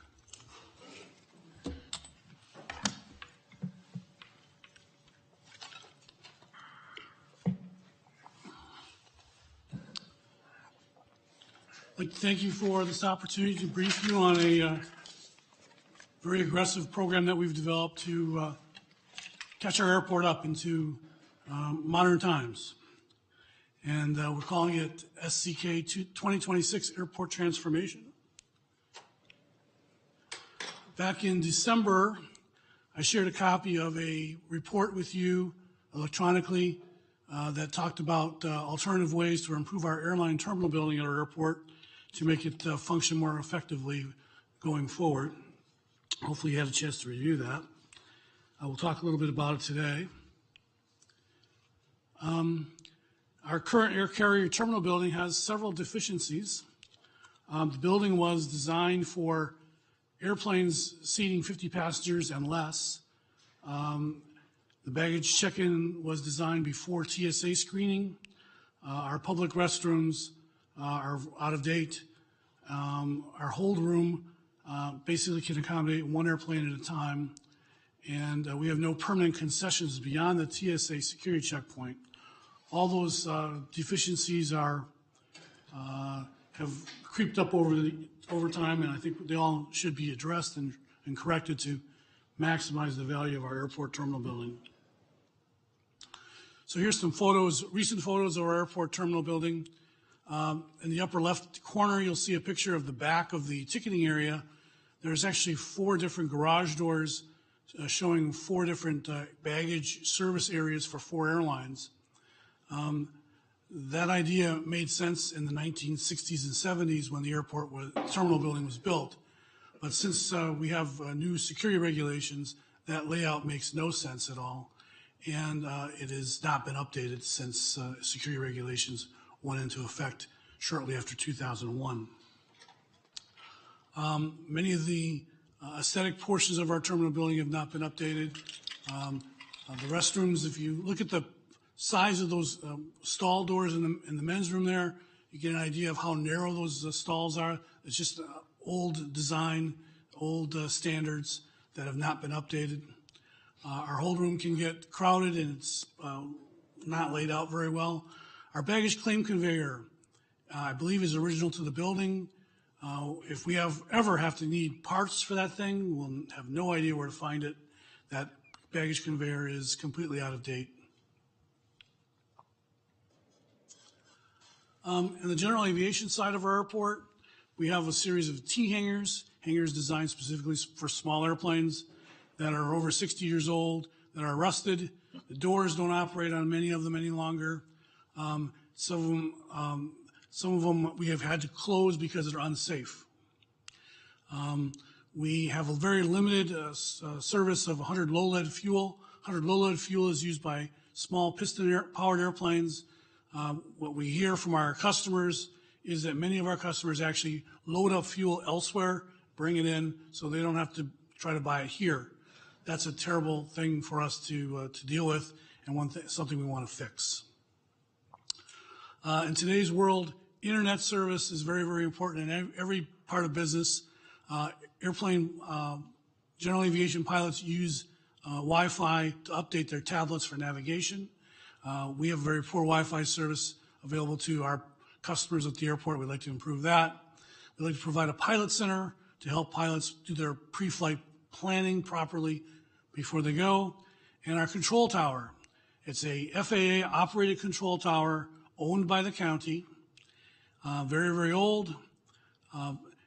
It works very well for the air traffic controllers to see the airfield, but they cannot see what's going on in the air carrier ramp or the general aviation ramps, which I think is a safety concern, something that we're pushing the FAA to address, to help us fund a new control tower.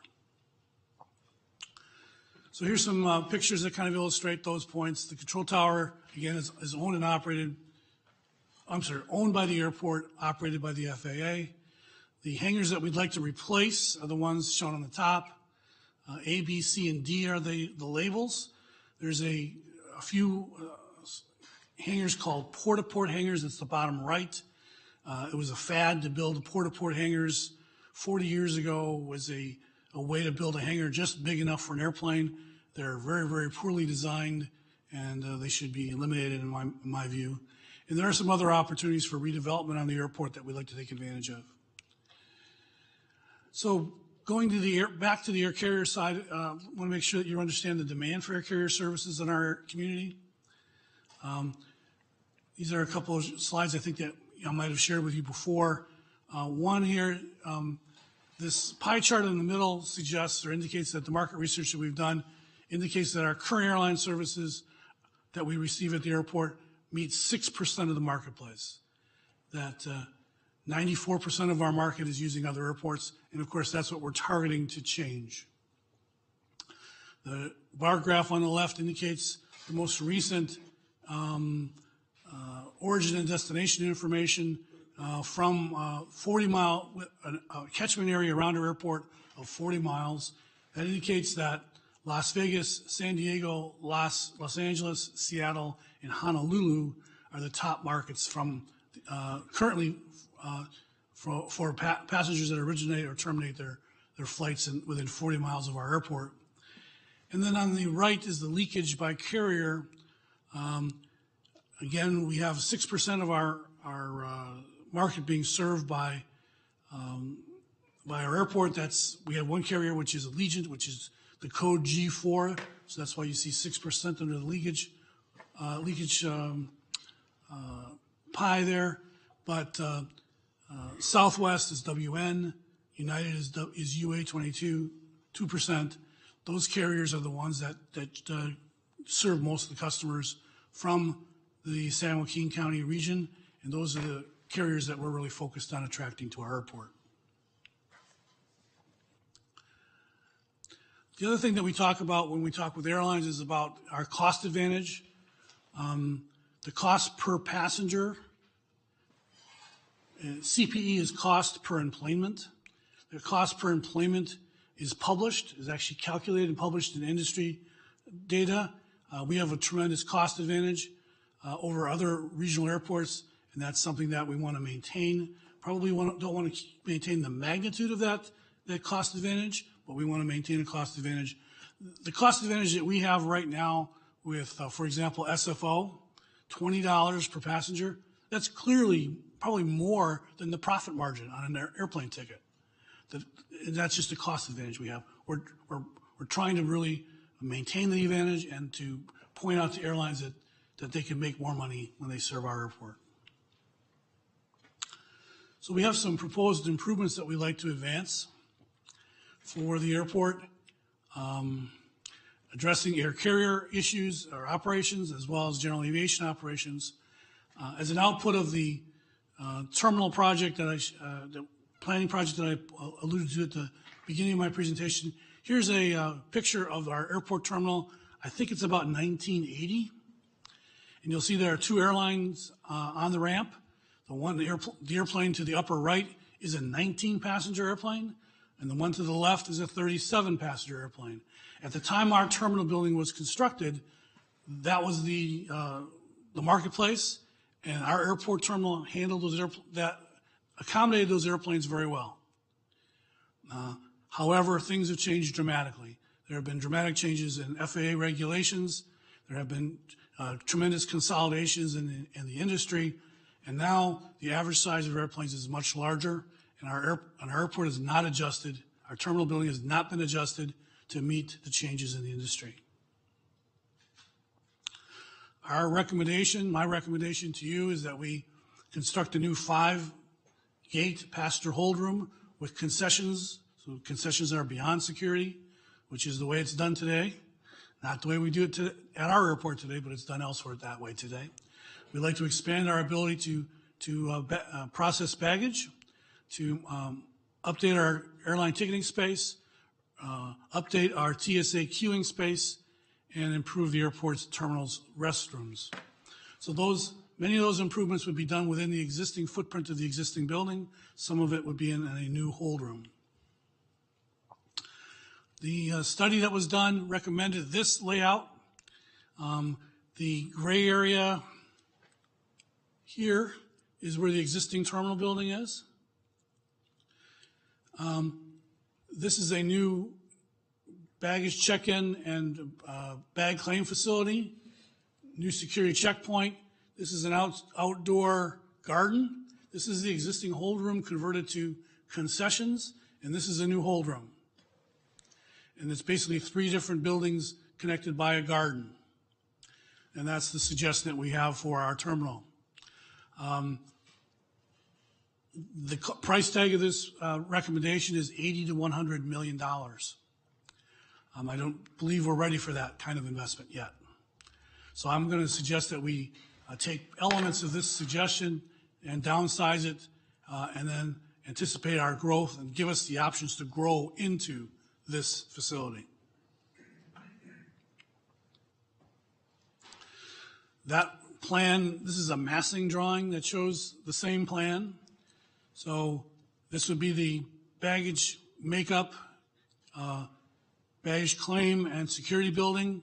Here's the outside corridor. Here's the existing hold room. This is the new hold room. And of course, parking for 5 aircraft. That's the massing concept. I don't have any renderings for you. This is as far as we've gotten. So we would like to remodel the existing building. If you're familiar with the existing building, the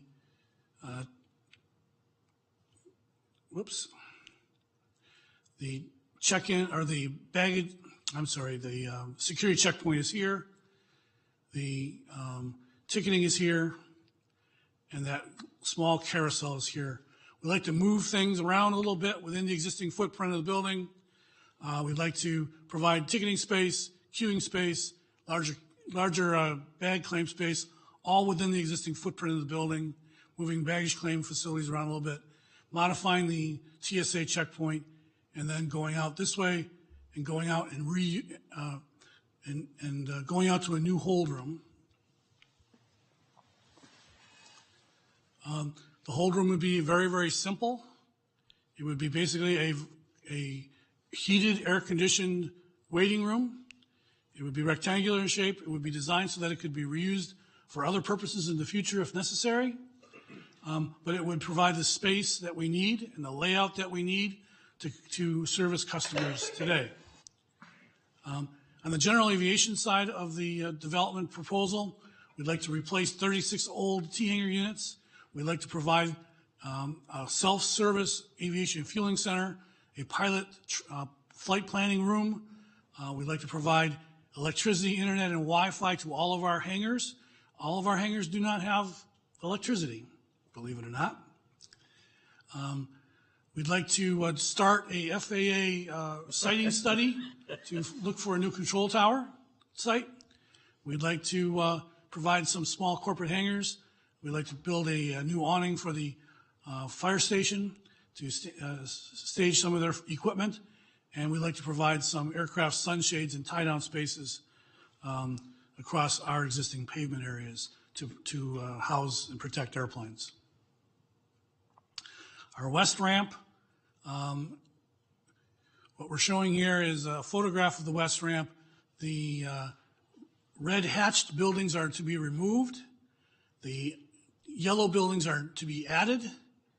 And then we're also adding a pilot center and a self-service fueling location here. And basically providing new hangars. On the end of one of these buildings where you see this dark tan, that's where we would put a pilot center as a way for a place for pilots to gather and to prepare for their flights in a climate-controlled environment.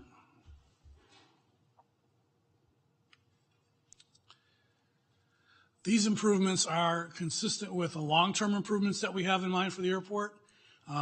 They are a step in that direction. We have a lot more that we'd like to do, and we want to take one step at a time.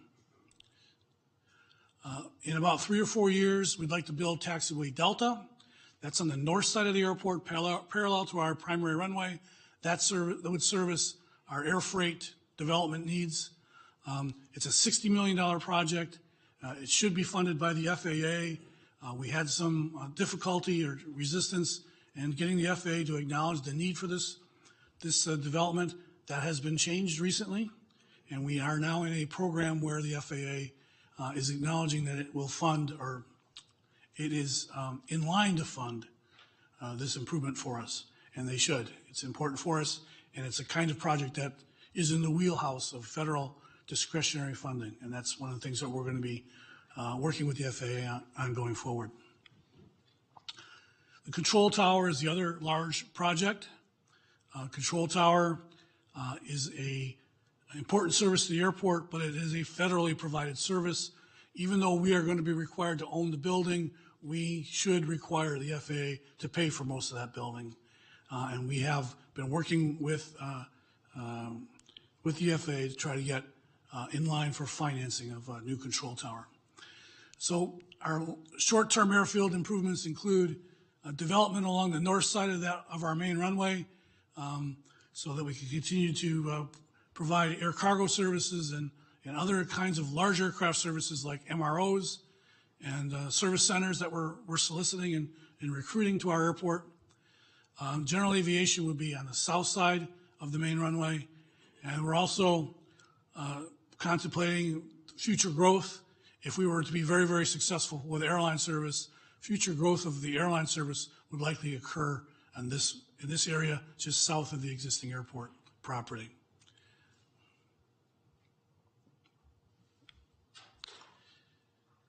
And then ultimately, if we hit the Grand Slam home run, if we get an airline to tell us that they want to serve the Bay Area in Northern California from our airport, we have this option available to us. This is the Grand Slam home run.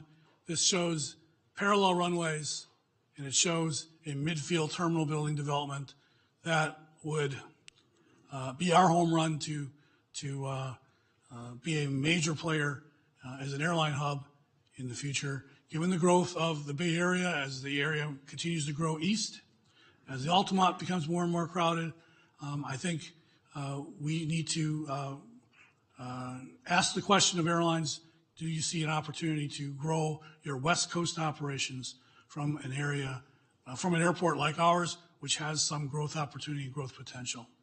And so this concept has been developed and is being shared with airlines. This concept only happens with strong airline support.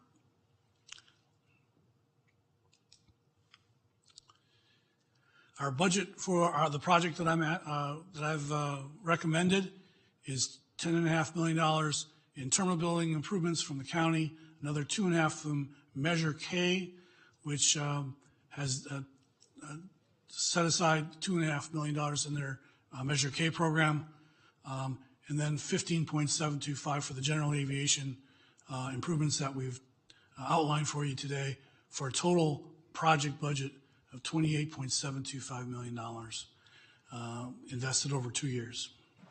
And that's what I'm asking for your support for today. Any questions from the board? Supervisor Canepa. Sir, yeah. So your ask is 200 million and you want 28? I mean, so with the tower, I mean, the perfect world, right? The runway you said was 60? 60 for the taxiway. And then how much is the tower? Is 30. 30?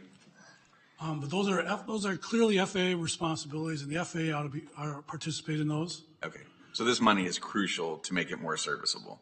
This project is crucial to catch us up and to set the table for us to grow. If we don't make these kinds of investments and improvements, I believe we will continue to have a difficult time fostering growth at our facility and attracting investment to our facility.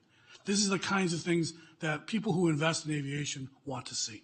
So this would be the first step. So I mean, even if we're investing this 26 million today, this will be part of the phases that you're talking about. I would expect, yes, I would expect that we'll come back for further phases, but I think that the decisions will be a lot easier because you'll see a much improved cash flow coming from the Airport Enterprise Fund. By more customers coming, because that's always the question. Obviously, they haven't done it in the past because it wasn't generating enough revenue. So I mean, there's hope that if we do these changes, that we could turn it around. I view this as seed money for the airport that's been ignored for decades, and that with this seed money, we will be able to generate the cash flow and generate the activity that will make the airport much more self-supporting, and that when we look at future investments and we look at options, that if we wanted to use debt as an example for future investments at the airport, that it's much more feasible. Okay, and then when do you think the funding for that other runway would possibly be there? I mean, the taxiway we have programmed for about it's a 2-year phase, and I think it's phased in 3 fiscal years from now. The first one will be 3 years out. Okay, perfect. Thank you, Chair. Supervisor Rickman. Thank you, Chairman. Thank you, Director, for being here, and thank you for being proactive, for bringing this, issue before us. And, I'm excited just looking at this. I'm really excited. This could be a huge economic engine for San Joaquin County, and you have to be proactive and have that long-term vision, and exactly what you portrayed here today. So thank you. I mean, you look at some of the things that you mentioned, the increased carrier service. And I can tell you, talking to our constituents, that's one thing people ask for all the time is, hey, when you guys going to have, a trip to LA or San Diego? And so people are looking forward to that. And also the cargo side of it. You look here in San Joaquin County, and especially in my district, you have the industrial and the advanced manufacturing. And you imagine if we can have the businesses come here in San Joaquin County, build their gadgets or their merchandise here, and then fly it out of Stockton Airport. And this airport isn't just going to attract folks here in San Joaquin County, and like you mentioned, the entire region could be, set up here. And, in order to do that, to get all these things accomplished, and this is exactly what you're talking about, updating our facilities, our terminals, and our roadways. And, we mentioned money, and of course, it's such a huge number, but, this board is actively participating in trips to Washington, D.C., in which we will be going here very, very shortly, to ask our elected representatives in the federal government to help us out with funds. So that's something that is continually ongoing. So in short, thank you very much for bringing this forward. I'm excited to see this, and I'm excited for the potential economic impact this has for this county.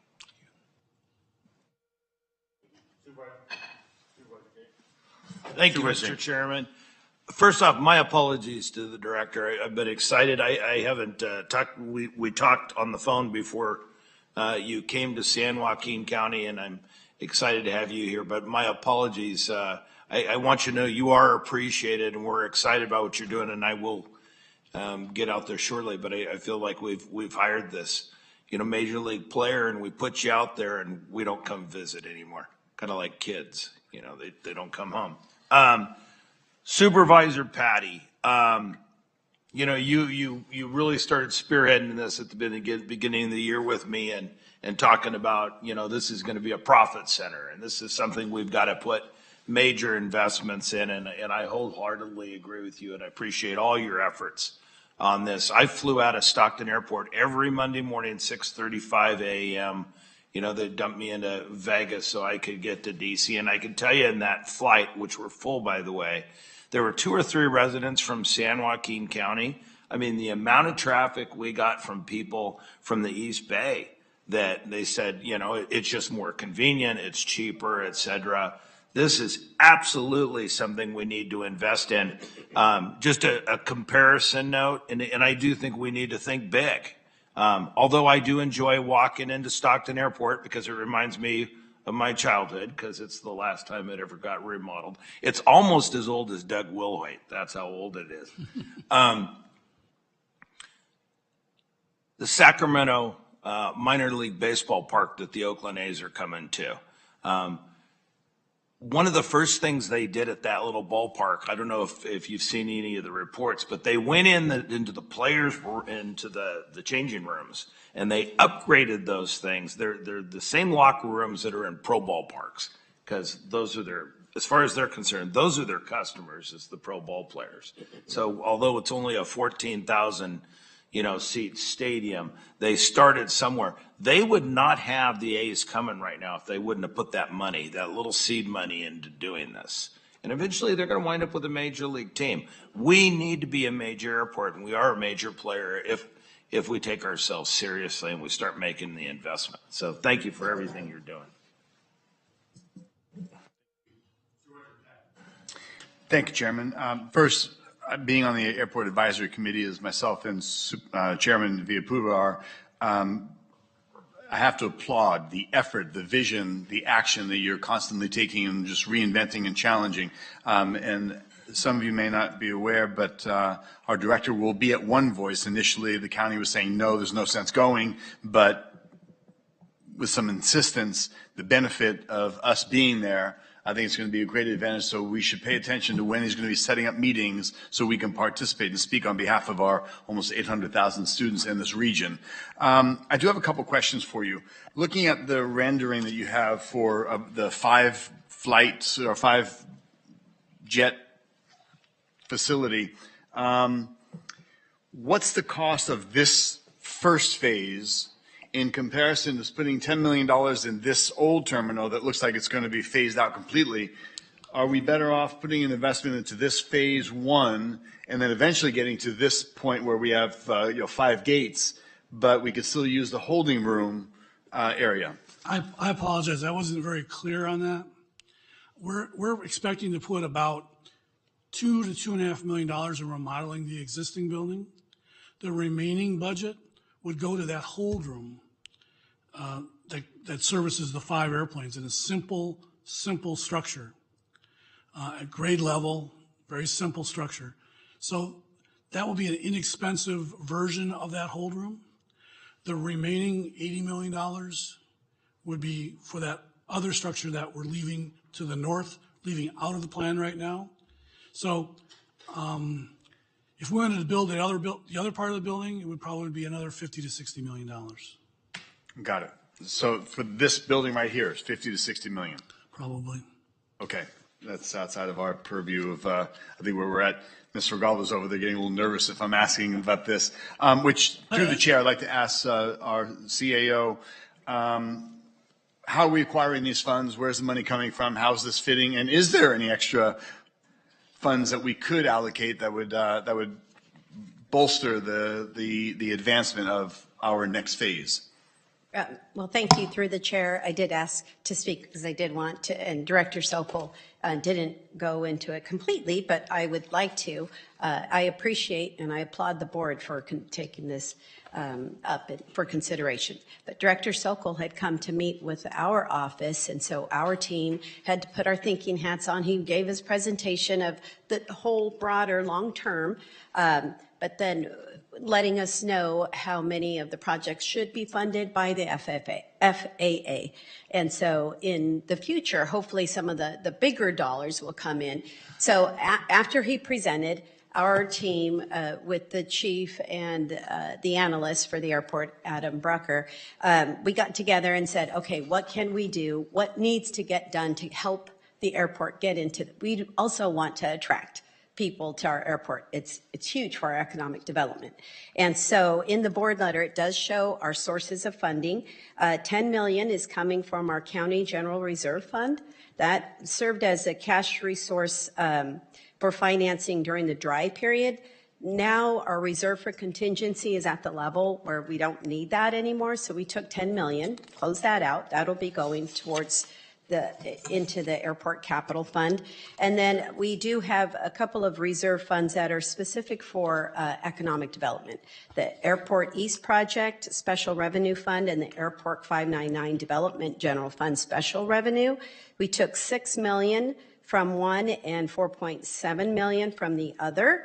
And then an allocation of $3.5 million from our county general fund. And then another economic development reserve fund of $2 million to come up with the $26 million to get Director Sokol to the place where he felt he needed right now so we can get him into the phases. And then we'll have to look, when he comes back, we'll still look at have other ideas. Excellent. So question, and we can bounce all around on this, and thank you. I appreciate you guys, looked under the different possibilities and portfolios that we have available, and I think this is a good investment, as all of us supervisors are saying.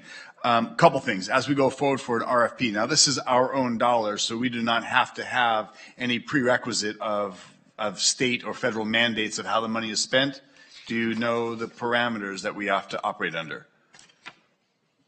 So I'd have to look into it. Now, we do have county processes, and if it's over 200,000, our county process would be to go out for RFP. Understood. State and federal funds, as you know, they have, if you're directing as far as local, and so state and federal funds, they can't just go to local.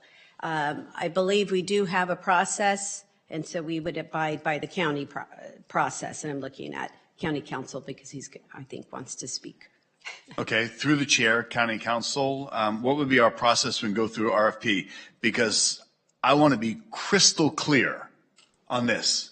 And I've seen some things going through that have not been, in my opinion, favorable to local businesses. So anything we can do for local hire, and I'm not talking about paying more money for that, but I've seen scoring systems that are beyond ridiculous, that have disqualified local companies. So I don't want to see anything bizarre. I don't want to know that who's done airport terminals before internationally that are qualified to do work. I want to know that local businesses, local contractors have an opportunity to bid on this fairly and not scored unfairly because they're local. If I may, sorry, council, before you answer, I did ask that question to, and I see our interim purchasing director, if she can come down and speak to this, but I did ask that question as far as local and on our scoring matrix, if they have an extra, and I believe it's on our scoring matrix that there is an additional 5% for local. Is that correct? Am I saying it correctly? Yeah. So for local vendor, what we do is there is a criteria on the scoring matrix that we give that credit to local vendors. So it all depends on the scope of the project, what are the requirements, and local vendor preference is one of them. So what is this? Through the chair, I'd like to ask, what is this extra 5% consideration? What matters to me is local hire, local contractors having an opportunity. Because I'm going to be quite frank. I think the scoring system in this county is exceptionally poor. And I've seen it on local vendors up and down the scale from janitorial services to contractors that have missed out on work. And this is not directly at you, but this is something I'd love to work with you, talk with you, and any other board member. I'm just one of 5. I know what I hear from local businesses of how doing business and proposing to do business here in our county is unfair, unlike other counties. So I'm just floating it out there and look forward to any opportunity that we can amend. So we are getting local hires. We're getting local employment. And if you want to look at a scoring system, I'm not looking for it to cost more money. I'm not looking to give consideration for a local company, even though it costs more money. I want to look at, on a scoring system, will you be hiring at least 50% local employment, local contractors or subcontractors? So when you bring in a company from out of town, from Los Angeles, and they bring their work team up here, we're not getting local hire. So that's the type of spirit that I would like to look at before it even goes out for an RFP. we have the opportunity for the board members to look at that RFP and give you some feedback. I think that's important. I think all the supervisors would agree that that we want local hire and businesses, local contractors to have a fair chance at building projects for us. So in speaking of local hire, it makes a whole lot of difference in terms of what the county's policies are, right? Because on the bidding, on the formal solicitation process, then we follow local vendor preference. But local hire can be required, but I just need to look into what the details are in terms of what the county requires. Because some cities, other counties, they do have local hire provisions.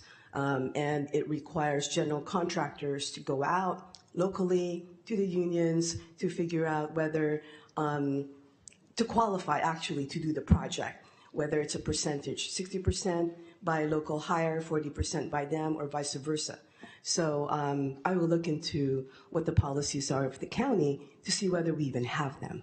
And then from there, of course, during the awarding process, whoever that general contractor is that gets awarded will be required to follow those processes. And we will work with the project managers to ensure that whatever those policies are and procedures are followed.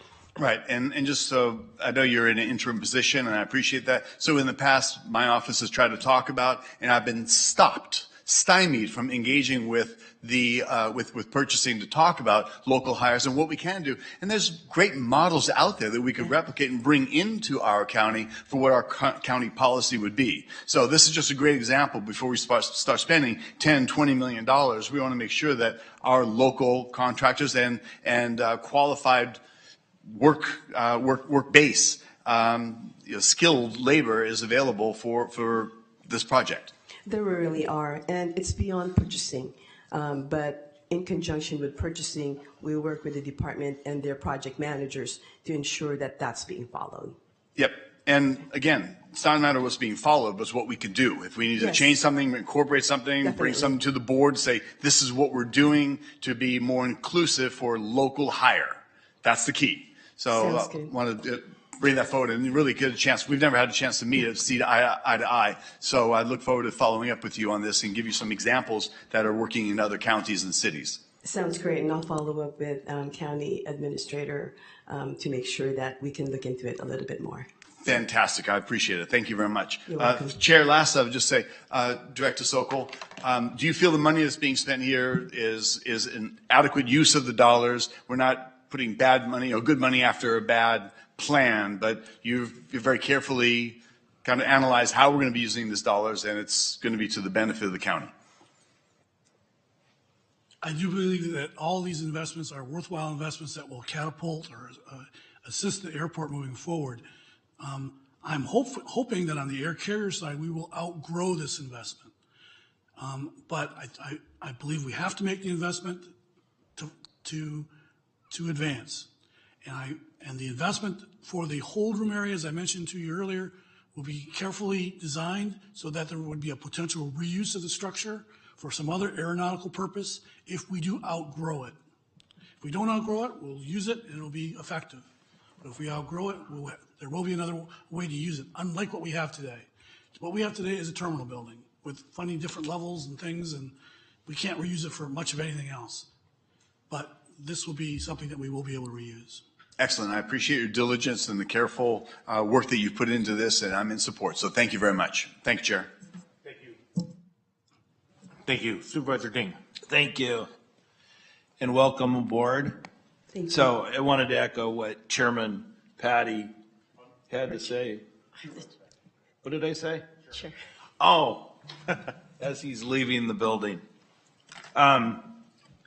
Just on this bidding process, and it's more than just about local hire to the unions, what have you. And I'm just going to give you an example. It's when the mortuary project. There was one of the questions on that form was just criminal, and the question was, how many mortuaries have you built in your county? Well, we haven't built a mortuary in San Joaquin County in years. So the bid ended up going to an out-of-state firm because they could say, oh, well, we built 50 of them, you know? I mean, a mortuary is an oversized restaurant with refrigerator, you know, for different purposes, obviously. But what did I say? You know what? I'm just going to go back to bed. I can't say anything right today, huh? But there's questions when you have open-ended questionnaires like that, that discriminate against our local builders. We've got so many builders here in San Joaquin County that were more than qualified to build that mortuary. But when you throw questions in there like that, have you ever built a mortuary? You're excluding. If you go out to bid on this nationally, you say, have you ever built, you know, an airport runway with 2 terminals and 5? You know, we're going to alleviate some of the individuals and contractors, so forth, in San Joaquin County. So that's what I'm asking, is that I would like to, quite frankly, I'd like to review the questionnaires that are going out to bid, and we can see in San Joaquin County policy if there's things we need to adjust to help you out and do your job. Yes, Yeah, sir. There's no harm in reviewing, let's say, the criteria. But when there are questions like those, asking the proposers or the bidders for their experience, it's truly to the benefit of the county, right? Because you want somebody who's experienced. Oh, no. I agree with you, but the question should have you ever had any experience building a project like this? Sure. Not, have you ever built a ship that's 327 feet, seats 2,400 passengers, and is called the Titanic? I mean, not cool. So we have to do it. And yes, we can discriminate, and I want to discriminate. I want there to be weighted to local contract and local hire and everything we've got to do. We want qualified. We want the best qualified bid, and anything we can do to do that. Through the chair. Yes, sir. I just want to speak to this just very briefly. There is, in addition to there being county policy with respect to how we procure builders for public works projects, which is what this is. This is a public works project, which has distinct rules from, let's say, professional services or from personal services. There are strict rules that are statewide with respect to public works projects. In a nutshell, you can either bid it and award to the lowest qualified bidder, or you can do best value. And there are limitations on the ability of the county to give preference to local hire. That being said, the point is well taken that you want to make sure your questions that you're asking, if you're going to go with if you're not going with the lowest qualified bidder, which there's a movement away from that and trying to get best value, that seems to be the more preferred approach to procuring builders or contractors for public works projects. The point is well taken that you want to make the questions relevant, and you don't want to make the questions inadvertently rule out local contractors. And so I think there's a value in making sure that our questions really go to the issue of providing relevant, the questions solicit from the contractors information that's relevant to getting the best value and not inadvertently discriminating. But we don't want to give the impression here that we're just going to start giving preference without respect to the overarching need to provide best value. And so I just wanted to clarify that in case there's any misunderstanding. Well, thank you for clarifying. Any other questions from the board? And to clarify, in case you heard me wrong, I'm not saying I want work that is not up to par. There's no way would I want to do this, but I want the best qualified bid. And yes, a questionnaire and a process that does not discriminate against a local builder that hasn't built 50 mortuaries across the country. Things like that, just common sense is what I want. Common sense would be great in government. Okay, if I don't see any other questions, I'm going to open public comment. Anybody from the public would like to make a comment? I see none. I'll close public comment. Any other questions from the board? I see none. George, I sit on the Airport Advisory Committee also, and I think you're doing a wonderful job for our airport. And I appreciate you bringing all these plans forward and trying to create a better airport for our county. Chairman, I make a motion to approve. Great. We have a first and a second. A vote, please.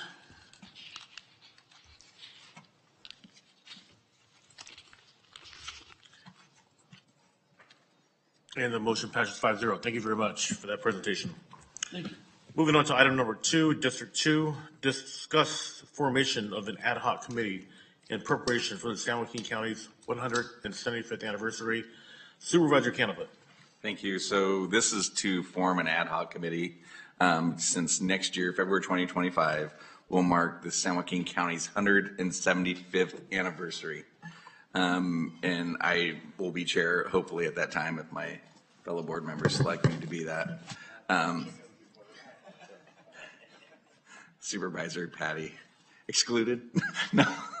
So it's an exciting time, I think. So the clerk of the board asked, obviously, if we start using staff time outside of our purview, that we needed to ask for this. There's great reasons why we would do this. Historical milestone, cultural identity, education and awareness, community building, economic boost. This one paragraph sums it up. It says the 175th anniversary of our organization deserves to be celebrated in a manner befitting its historical importance. It presents us with a unique opportunity to reflect on our achievements, honor our heritage, and engage with our community in a meaningful way. To ensure that the celebrations are memorable, inclusive, and well-coordinated, we propose the formation of a planning committee comprised of representatives from various county departments. And that's what my ask is here today, so that we can set up a committee and direct staff to help get ready for next year's celebration. Supervisor Rickman. Thank you, Chairman. And no, I think it's a great idea. Thank you for bringing this forward. 175 years is a huge milestone. And you look where we were 175 years ago to where we're at today, there's a lot of ground to cover. So, hey, great job being proactive and bringing this forward, and so we can have a great product to present to San Joaquin County, and also use it, as an economic development tool to hopefully lure businesses here in San Joaquin County. So, good job. Supervisor Ding.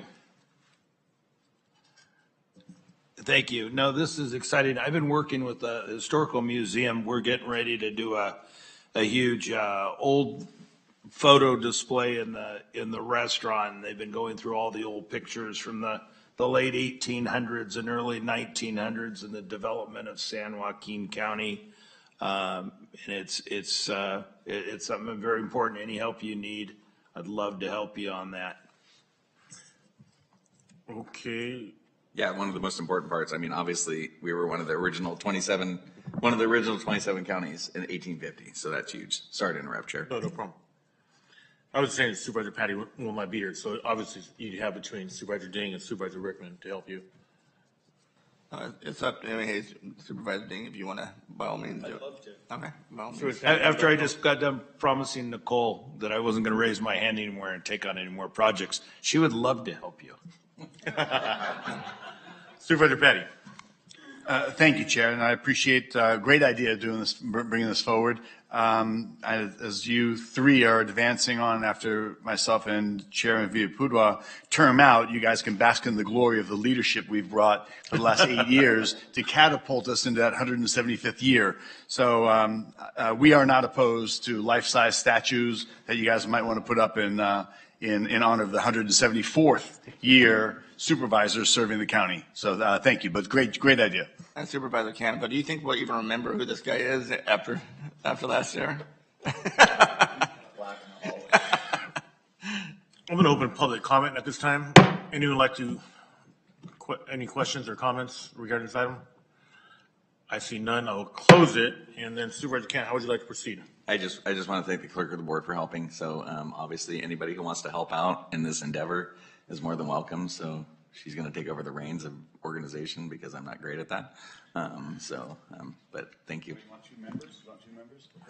No, actually, we'll be forming an ad hoc committee with county departments because we want to get their feedback and their help with preparing for this, because we do plan this to be a celebration of the entire county and our departments and the Board of Supervisors and our nonprofits and our business, I mean, we're looking to do something big. So we want the buy-in.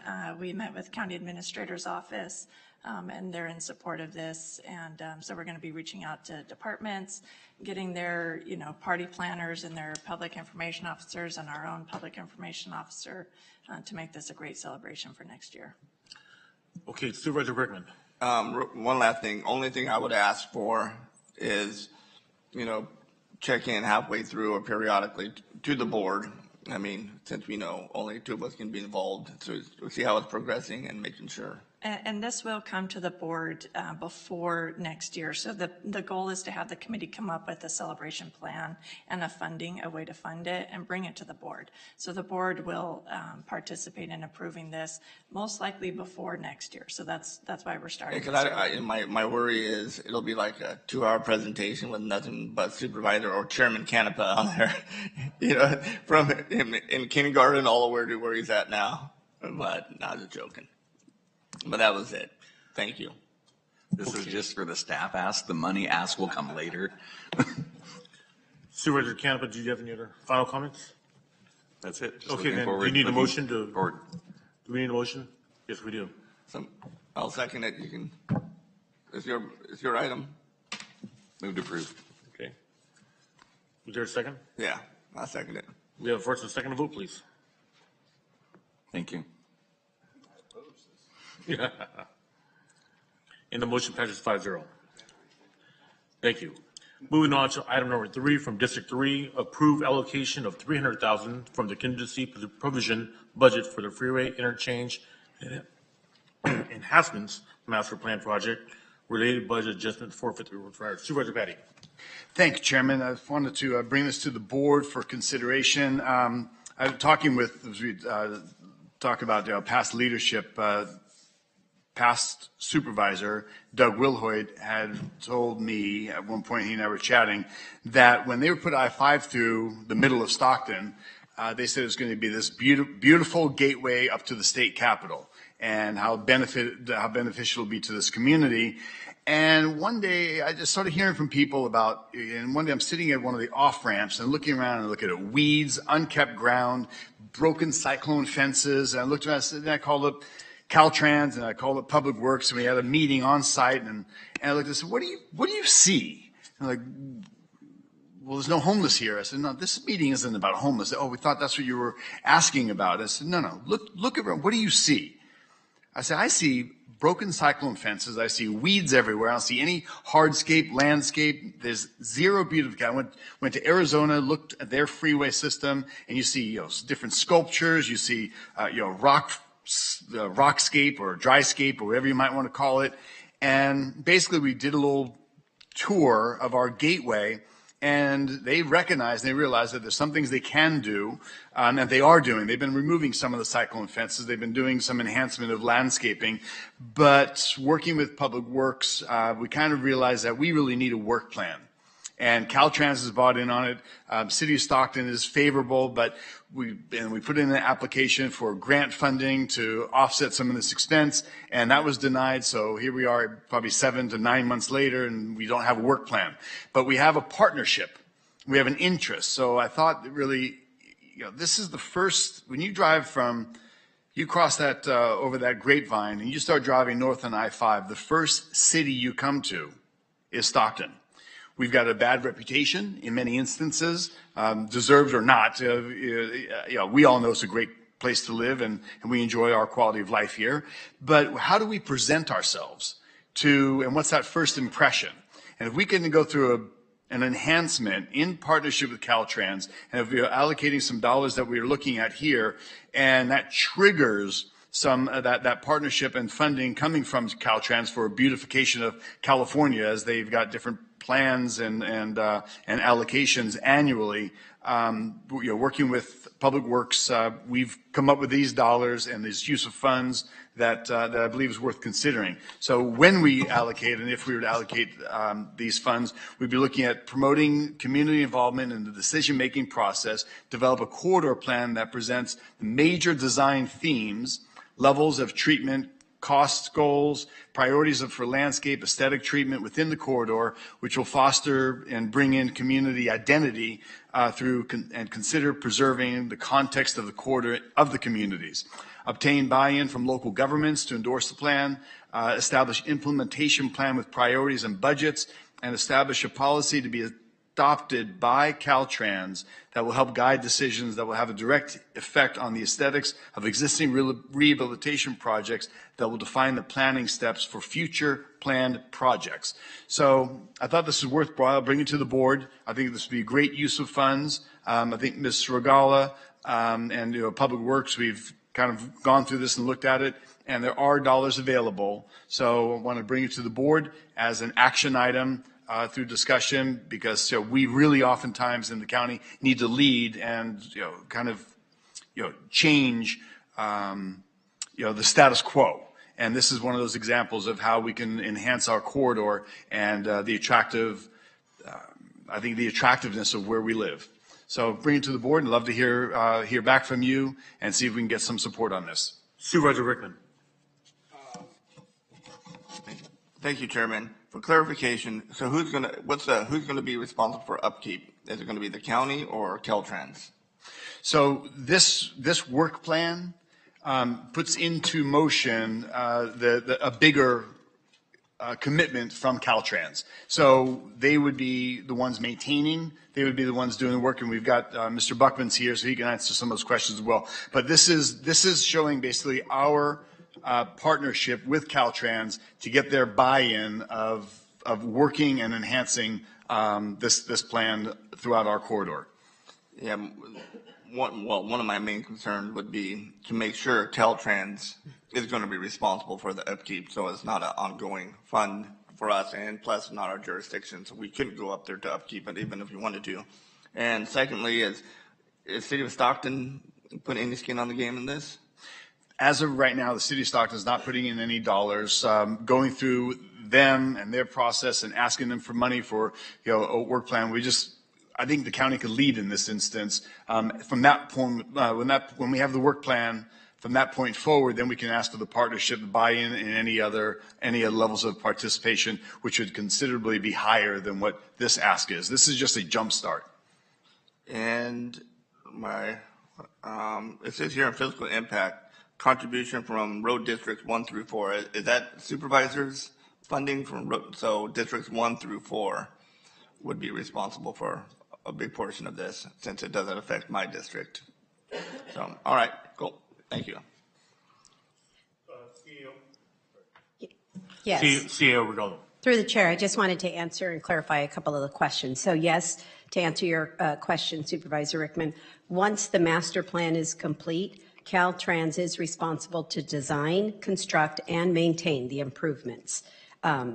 With the implementation won't happen for a few years. It'll take them a while, but they will be responsible from that point on. And then you are correct, 200,000 of the 500 will be from Public Works road funds. So it would just leave the remainder of the 300,000 from our contingency budget. And just to let you know, we had before this, so it was about $3,987,000, and with this, if this is approved, it'll bring us down to $3,687,000. Isn't there don't we have I know we have ARPA funds. I mean, would that be something that we could use instead of our contingency? Fritz. We would have to make the connection, and right. I would say no, Fritz. You can. These improvements would not be eligible for ARPA funding. I think so. All right. Thank you. Thank you, Chairman. Thank you. Supervisor Canova.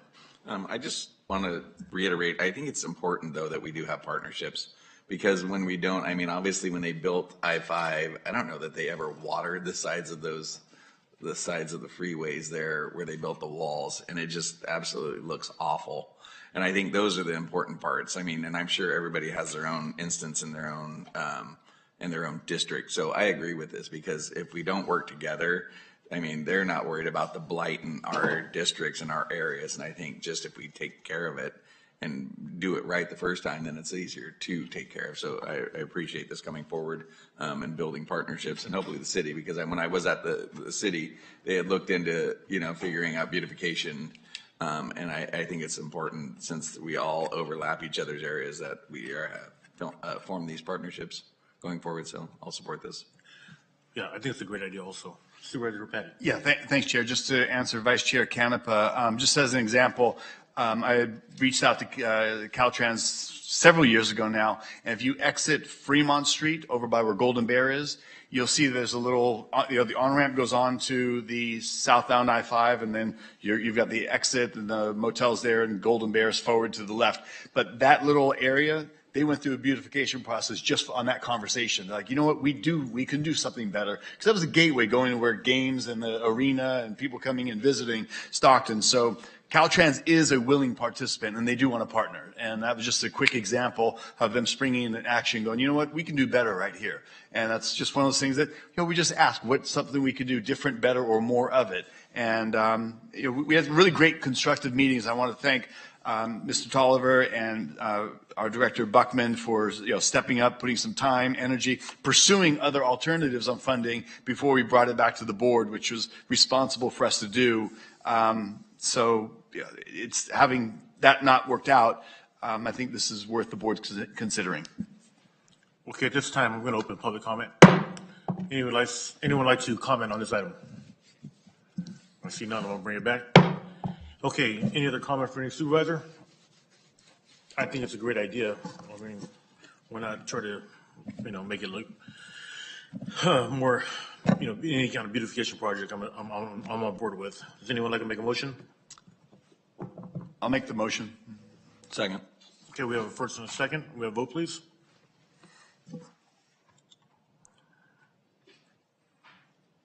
And the motion passes 5-0. Congratulations. Thank you, Chair. Thank you, everyone. Yes. Moving on to item number 4, approve the use of $1,700 from Supervisor District 4 funds for the Thornton Veterans Memorial Plaque installation. Supervisor Ding. Thank you. I don't have anybody from Thornton here today, but the need is obvious. That's basically their little park and recognition of the veterans from the Thornton's area. So anyway, I'd just like to move this along. Second. Okay. We have a first and a second. Any public comment? I'm sorry. Anyone from the public like to address this item? I see none. I'll close it. And I believe we have a first and a second. So we'll have a vote, please. And the motion passes 5-0. Thank you. Moving on to item number 5, District 4, authorize the use of $309,000 from the American Rescue Plan Act Fund. Number 20-250 to fund repairs and updates on the joint radio users group radio systems on Command 3 and Command 6. Supervisor Ding. Thank you, Mr. Chairman. This goes down to public safety and communication. It's something that should have been done a long time ago. So do I have somebody from, I see a lot of uniforms down there, so I don't know if you're here to get me or here to speak. Mr. Chairman?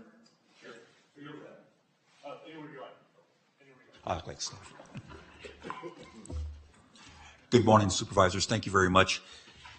Through the Chair, Supervisor Ding, I'm currently the President of the Joint Radio Users Group. However, Chief Walter, the President of the Chiefs Association, had a discussion with you regarding this important matter that we have.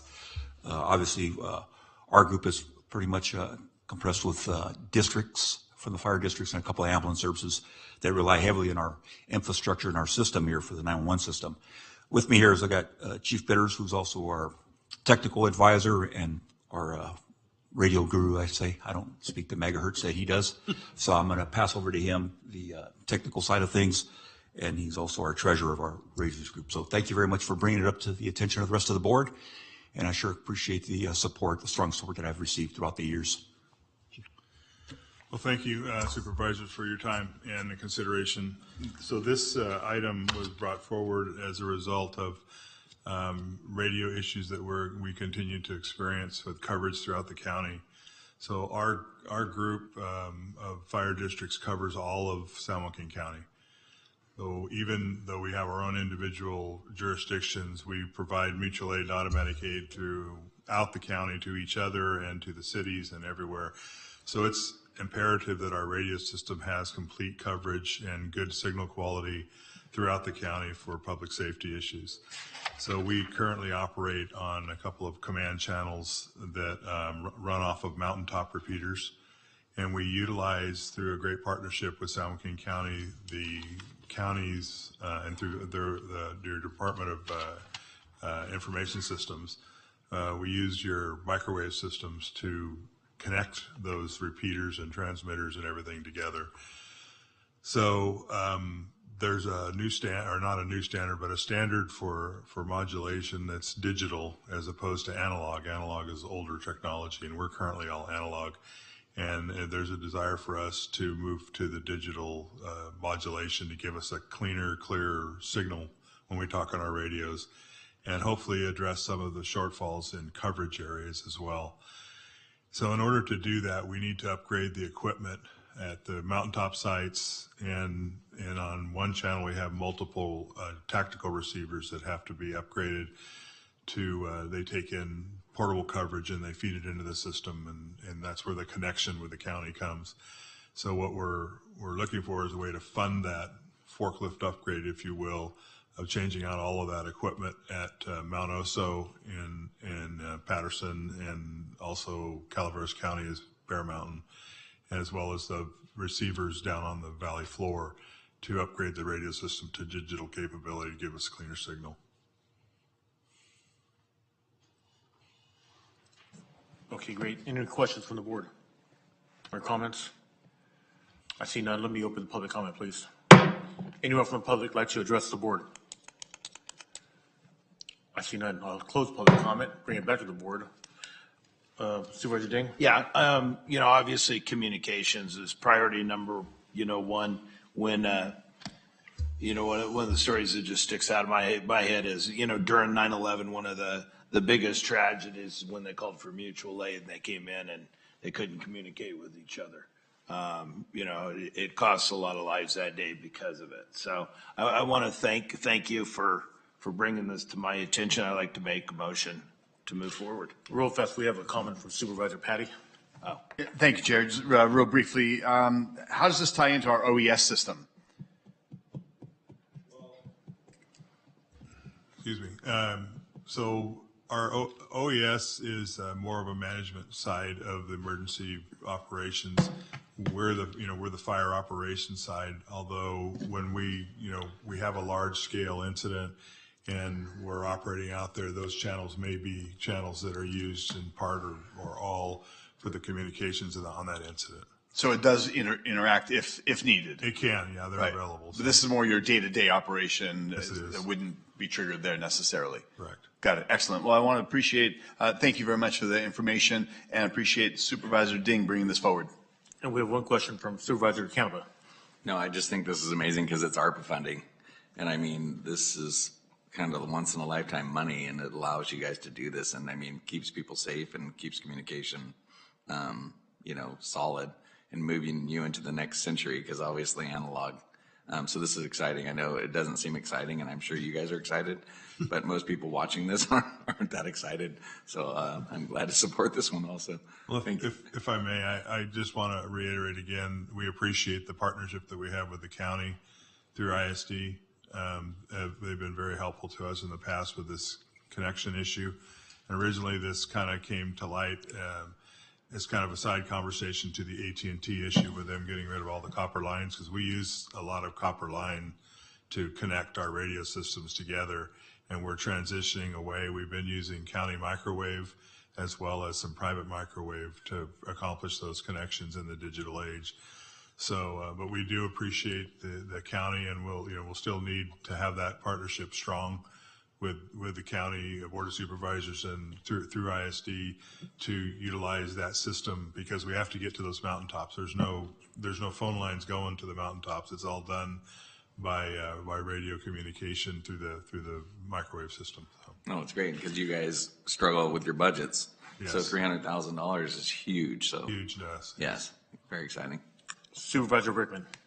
Thank you, Chairman, and thank you, Supervisor Ding. Hey, I mean, public safety, if folks that are watching don't know now, is a top priority of this board, and it's just another example of that.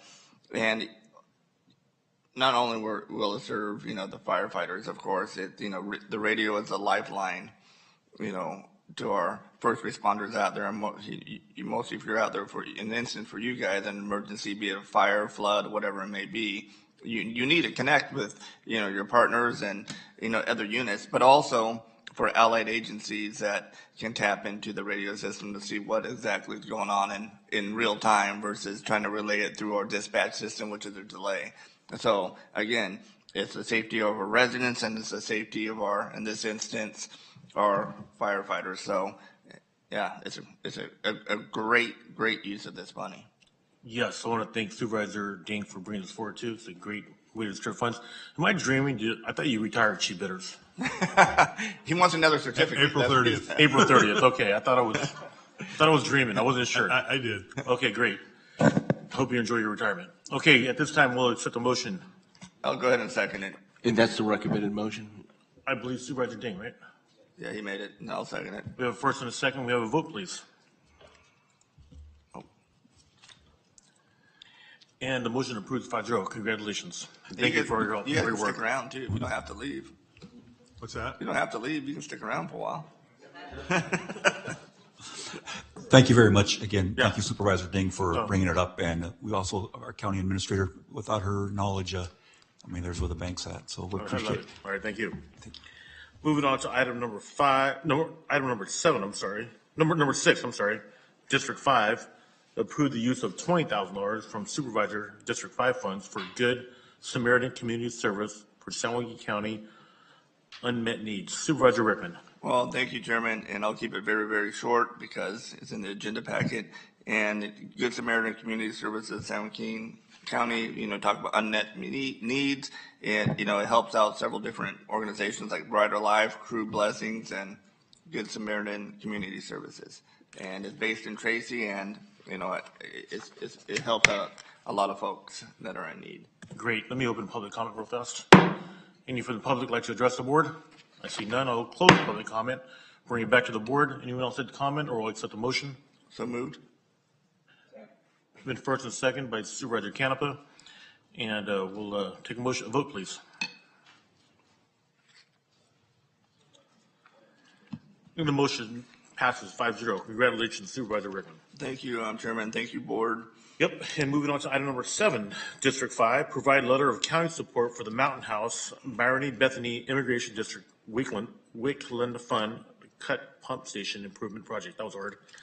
And Supervisor Rickman.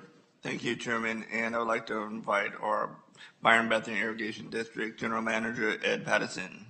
And we're just going to give a quick overview and, hopefully the board will provide a letter of support. And we have a quick PowerPoint, not too long.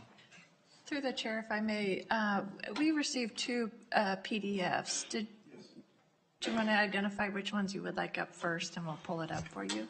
There's a water supply reliability slide and handout.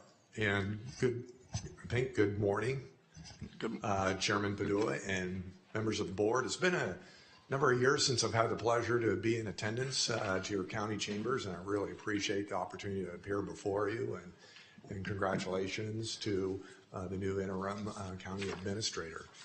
My name is Ed Pattison. I'm the general manager of Byron Bethany Irrigation District. I've been in the county for quite a while, but the general manager for BBID for 2 years. And on my right is Karen Morgan. She's with Mountain House. And as you know, Byron Bethany Irrigation District began well over 100 years ago. And it was the county board of supervisors that birthed the new town of Mountain House. We're over on the west side and well represented by Supervisor Rickman. We're here before you today to ask for your support for a critical infrastructure project called the Wickland Cut Pump Station Improvement Project. Like many of the items this morning that really look at the quality of life and the economic development of our region, the water supply is probably one of the most critical. The Wickland Cut project is over 100 years old. We have a number of pumps that right along with the building that was constructed in 1917 are over 100 years old. And as a result, it's not very reliable. It uses an enormous amount of electrical power that we have to buy through our Joint Powers Authority, Power Water Resources Pooling Authority, but unfortunately we have to transmit and distribute it through PG&E, who charges a very royal amount to be able to get it to our pump station. And in working to improve this pump station project, there's just no way that agriculture in today's overregulated world, when it comes to water, labor, low commodity prices, and everything that has to do with just the frustration of agriculture, there's no way that we can do it on our own. And so we've been reaching out to partnerships, both public and private, including the town of Mountain House, to be able to improve the economy of scale to make this project affordable. We don't know what the total cost is going to be, but we've been working to assess the best we can at this point what the cost would be. And we're estimating anywhere between 30 to 40 to 50 million. This request it went before our Senator Padilla and Congressman Harder. They both support this project as a critical infrastructure to help support our region's water supply reliability. And it went into federal appropriations. So with those appropriations, if we're successful, we can get this to 100% design and go out to bid, hopefully within the next couple of years. And we're looking at a 2, 3, 4, 5-year timeline to get this project constructed and online. Mountain House is here partly to be a partner with us. A year ago, as you know, Byron-Bethany Irrigation District suffered a curtailment issued by the State Water Resources Control Board as a result of the drought in 2022. It's devastating not only to agriculture, but the town of Mountain House. And if you recall from the history of Mountain House, one of the key requirements was to diversify its water supply and points of diversion, which being in the South Delta is very difficult to do. So we're looking at all opportunities to be able to diversify our supplies and our points of diversion. We're looking at Los Vaqueros expansion. We're looking at San Luis Reservoir. But for Mountain House, that's under health and safety certification with the State Water Board to improve the reliability of its supply, they're partnering with us to try to afford the upgrade to this infrastructure. So that's a quick overview of the project.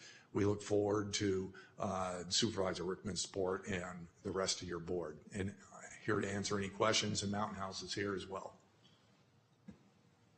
Thank you very much. Supervisor Rickman. No, thank you both for being here. I mean, this is a huge project, and like you said, it's critical. And if you look at Mountain House, it's close to 30,000, and it's continuing to expand. North now over the Byron Road, and talking about hotels, and it's our 8th city come July 1st. But as you mentioned, the single point of diversion, when you mentioned the curtailment, and I remember that a few years ago, and that was a big deal that got statewide attention. And so, as you mentioned, the diversification of the water supply is essential for Mountain House and our agriculture community out there. And what I'm asking for the board is, send a letter to our chair as a county to show our support through a letter. Anyone else like to comment? I will open public comment at the moment. Anyone else from the public like to comment, address the board? I see none. I'll bring it back to the board. Would you like to make a motion, Supervisor Rickman? Thank you, Chair. Yes, and I'll make a motion with the board to provide written support of the Mountain House Byron-Bethany Irrigation District Wickman Cut Pump Station Improvement Project, and staff to take any appropriate actions necessary to do that. I'll second. We have a first and a second. We have a vote, please. Just for clarification, is there any specific action you'd like staff to take? I think you maybe mentioned a letter or something earlier. Yeah, that's what would be for this board. Okay, so you're directing staff to come back to the board? No, I'm directing our a letter be signed by our chairman and on behalf of this body in support of this project. Okay, so it won't come back, but staff will draft a letter supportive of this, and the chairman will sign that. Right, That's so correct. just to clarify, it does not have to come back to this board. Got it, okay. Okay, at this time, we have first and second. We have a vote, please.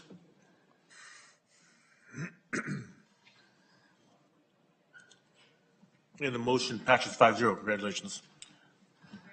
Thank you. Greatly appreciated, and we'll look forward to updating you as our progress continues. Yeah, please, let me know if there's anything further. Please reach out to my office and see what we can do to help out. Thank you very much. Yeah. Thank you. Okay, moving on to item number 8, the ROV. Accept a presentation by the Register of Voters regarding the March 5th, 2024 presidential primary election in San Joaquin County. Director Hell, how are you today?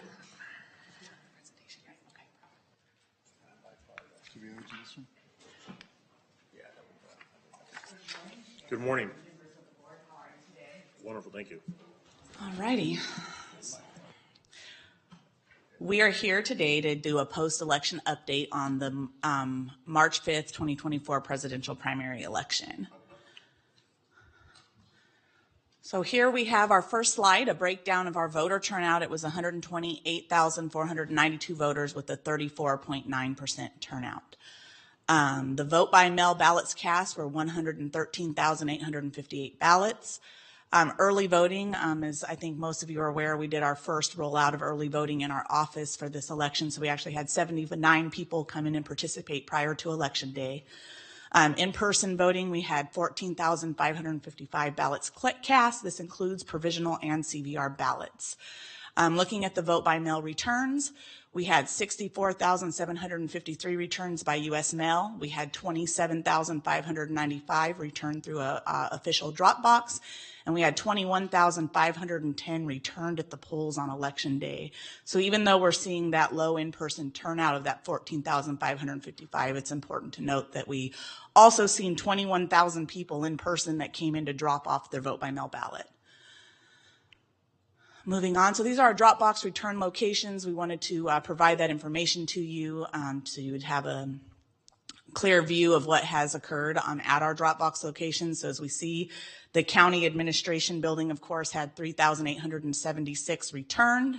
As you go down the list, Tracy City Hall, Manteca City Hall, Marina Village over in North Stockton, Ripon City Hall, Mountain House City Hall. Now that we know that we have a new city in Mountain House, we are calling it Mountain House City Hall.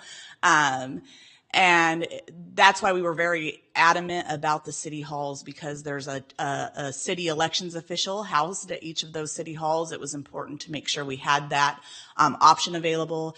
As you go down the chart, you do see some of the numbers decline in some of the more rural areas, but of course those boxes exist because of voter access and ensuring that those rural communities have access. But looking at this, we definitely wanted to highlight that the ROV Warehouse and the Tracy Elks Lodge, those two seem to be locations that we seen a low turnout. We're not being able to serve our voters as well there, so we want to look in how we can maybe move those boxes to better serve Tracy and South Stockton. Outside of that, you see Farmington didn't have quite a big turnout, but again, it was 81 ballots, and that community, we wanted to ensure that they had the ability to use an official drop box if they wanted to. Moving on to the election officer stats, I just want to share that we had 468 clerks that worked on Election Day. We had 435 students. We had 153 inspectors, so one inspector is assigned to each polling location. We had 129 election night workers that assisted us on election night, and then we had an additional 37 field inspectors that were our rovers on Election Day. Achievements and enhancements for in-person voting. So our March achievements, we developed the on-demand ballot printing, assisting with printing the proper ballot for voters that were at the wrong precinct. We also implemented the precinct scanners where ballot scanning was available to empower the voter to be able to cast their own ballot. And then we updated election officer training utilizing the ISD media team ROV enhanced online election officer training. In addition to that, because we did roll out some new equipment, it's important to note that we did in-person training for every single officer as well. Enhancements that we're looking at for November, we want to enhance the hands-on training to minimize error. So we did it more of a demonstration training in March. And so I think the poll workers being able to actually touch the equipment and actually go through that process will be very beneficial to them. And then looking at like quick flow charts. So we do have an election officer manual and a precinct binder and all of these materials, but just a quick guide so they can easily say, oh, this voter needs to go this path or that path. So we're looking at that. And then, of course, we're going to have more voting locations, allowing for better voting experience for those wanting to vote in person, creating convenience and accessibility. Achievements and enhancements for the drop boxes. So our March achievements included the installation of the 25 vote by mail drop boxes with security enhancements for 2024 primary. We overhauled our chain of custody procedures. We used a digital process, 123 survey, and also a manual paper documentation so that we have that transparency of our election integrity there when it comes to the drop boxes. We deployed all the surveillance cameras at the drop boxes. And then what we're looking for November is enhancing, or the enhancements for November will include moving a few of those drop boxes to better serve the voters to create better access. And then in addition, as per the last board meeting, I know that Supervisor Rickman and members of the board were looking into what we can do with the online streaming with the video surveillance. So elections result schedule, we actually successfully, we did have the very first night that we reported, we were a little bit late due to a technical difficulty, but after that we were able to report early and before the 7 p.m. deadline on every single day that we were scheduled to report. We did evaluate that method because we were reporting on Mondays, Wednesdays, and Fridays. So from Friday to Monday, what did that look like in the differences of the reports? And so we definitely thought that was successful. What we're hoping to do with the support of the board, and this is something we can talk about later, it's not set in stone, is we'd like to talk about transitioning to updates twice per week on Tuesdays and Fridays. The advantage of this is because there's more time between updates, which allows for the processing of a larger volume of ballots. But also Monday to Friday updates guaranteed a need to work overtime and weekend work. We're creating burnout for the staff. And so I have some concerns, especially in light of what occurred in this election cycle, of how do we keep our staff engaged and moving forward, and we keep a positive amount of work hours. So I've been in contact with HR and some of risk management. Some of the hours that ROV staff are putting in are very extreme, and so we want to look at how we can ensure that we're serving the public and doing a great job, but also ensuring that our election staff is getting adequate rest and that they're doing a good job and that they're not experiencing things that are creating havoc on their health and things of that. So it's something I want to talk about. But outside of that, there would still be 2 updates per week, and hopefully that's something we can talk about. I mean, that's open for discussion. And then that's really all I have. That's the high-level update of the election. And then, of course, I'm here to answer any questions any of you might have. Yes, we do. Supervisor Ding. Thank you. Like we talked about just before the election and just after the election, this is a chance to kind of go through everything so we can get ready for November. As I warned some of the naysayers on the system, a lot of things I agree with them on, some of them I don't. Now is not the time. You wait until after the election, then we go through. Some of the problems, and one of the things for some of the speakers this morning that spoke and some of the comments I've been getting, it's not good enough to me to say the drop box was painted blue so, nobody could find it. Complaint after complaint. I want to hear the specific drop so that we can actually do something about it. I don't want to just hear, mouths and lips smacking and about everything that went wrong. I can tell you that you have and I congratulate you on this. You have one side that's saying we need more polling places, which requires a lot of volunteers. And you're going to have mistakes made by volunteers. You can't have both. And so, yes, you had volunteers. And for November, yes, we need to look at maybe training people more on how to set up a table. But that's after game, analytics, and we'll perfect that. But putting that many people together to deliver the result we wanted, which was more polling places, I think a good job was done. There was that one problem. What's the school with the gravel parking lot? Live Oak. Live Oak. Oops. I mean, that was, somebody went out there probably during the day and it didn't. I drove out that day to the site and it was a problem. It was a gravel parking lot and everybody's parking over here instead of, because that's where they're used to parking. Anyway, no need to comment. We'll fix that. But that's one little incident. So overall, I think you did a good job. I do want to again, those numbers, because I want everybody to hear this as we're making budgetary decisions on how much money we're spending and what we're spending it on. Because the papers reported, I love numbers. You can do anything you want with numbers. And it said there was 90,000 people voted, by mail or what have you. But the drop boxes, can you put those numbers back up there again?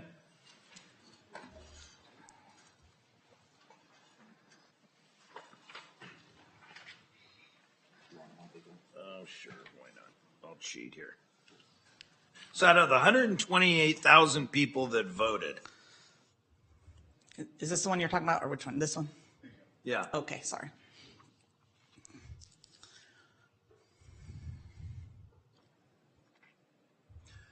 Out of the 128,000 people that voted, only 27,000 of them used drop boxes because it was, convenient.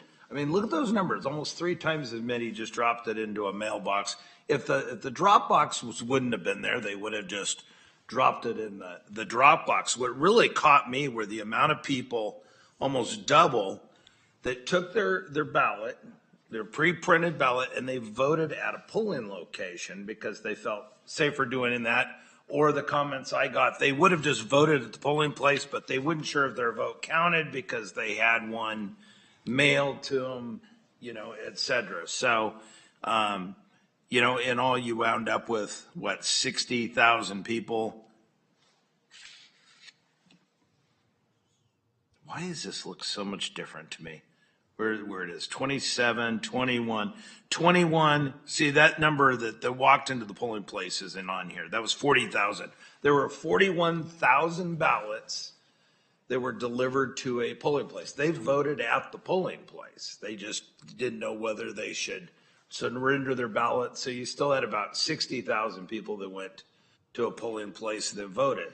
So we're spending thousands and thousands and thousands of dollars doing more than the state has asked us for, money we could be putting into the Stockton Airport or highway beautification. If you were in a private business and you looked at this and say, did we get a good return for our investment on these drop boxes? The answer is no. I mean, we should have just went with the 15 because we're required to in law.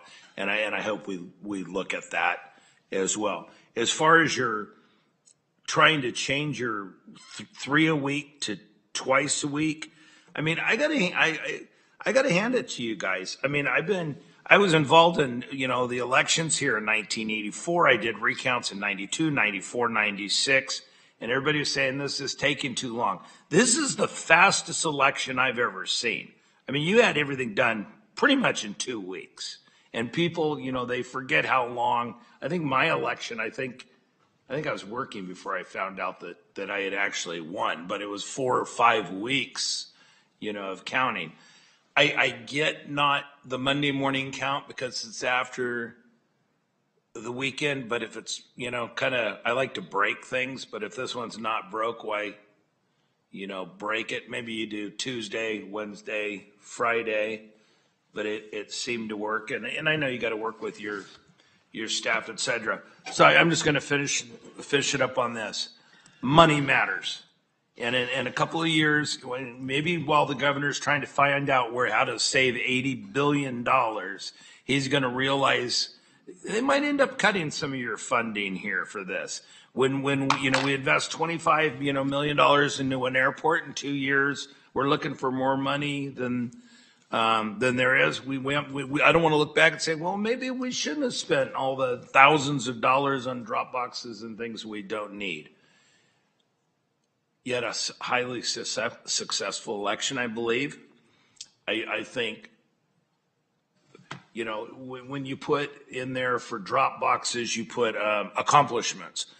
Putting drop boxes out there isn't an accomplishment, it's a tactic.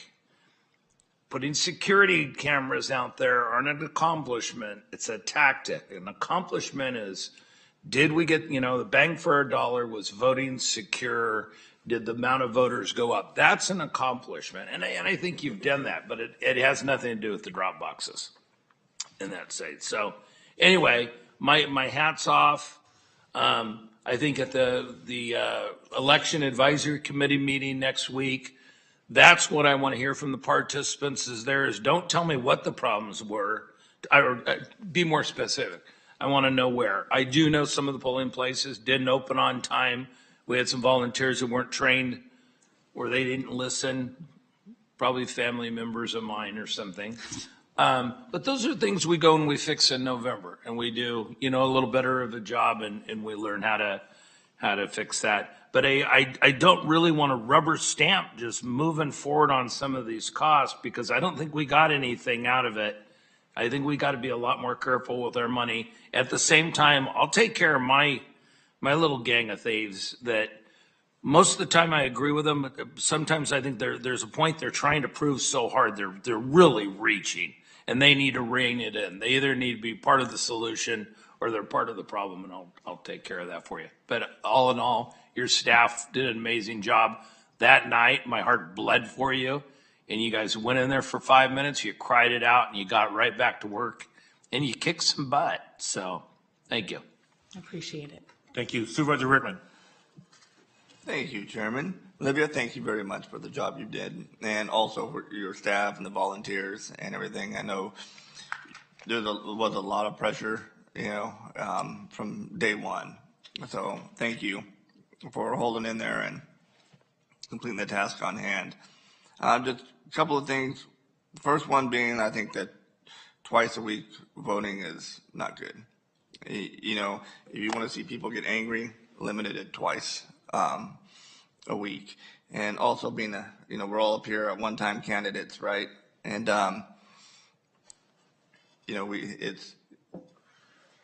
it's nerve-wracking, you could say, and you want to know the results, and so does, supporters, but even people that are interested in their government, which is great that people are interested in their government and their local elections and, state and all elections, I should say, and see who's going to be representing them. So I think, at a minimum, we should stick to 3. My last question to you is, we certified on April 2nd or so. I understand, it was faster than previous years. However, you have like counties of Orange County, I think they have like over 3 million people and they can do it faster than us.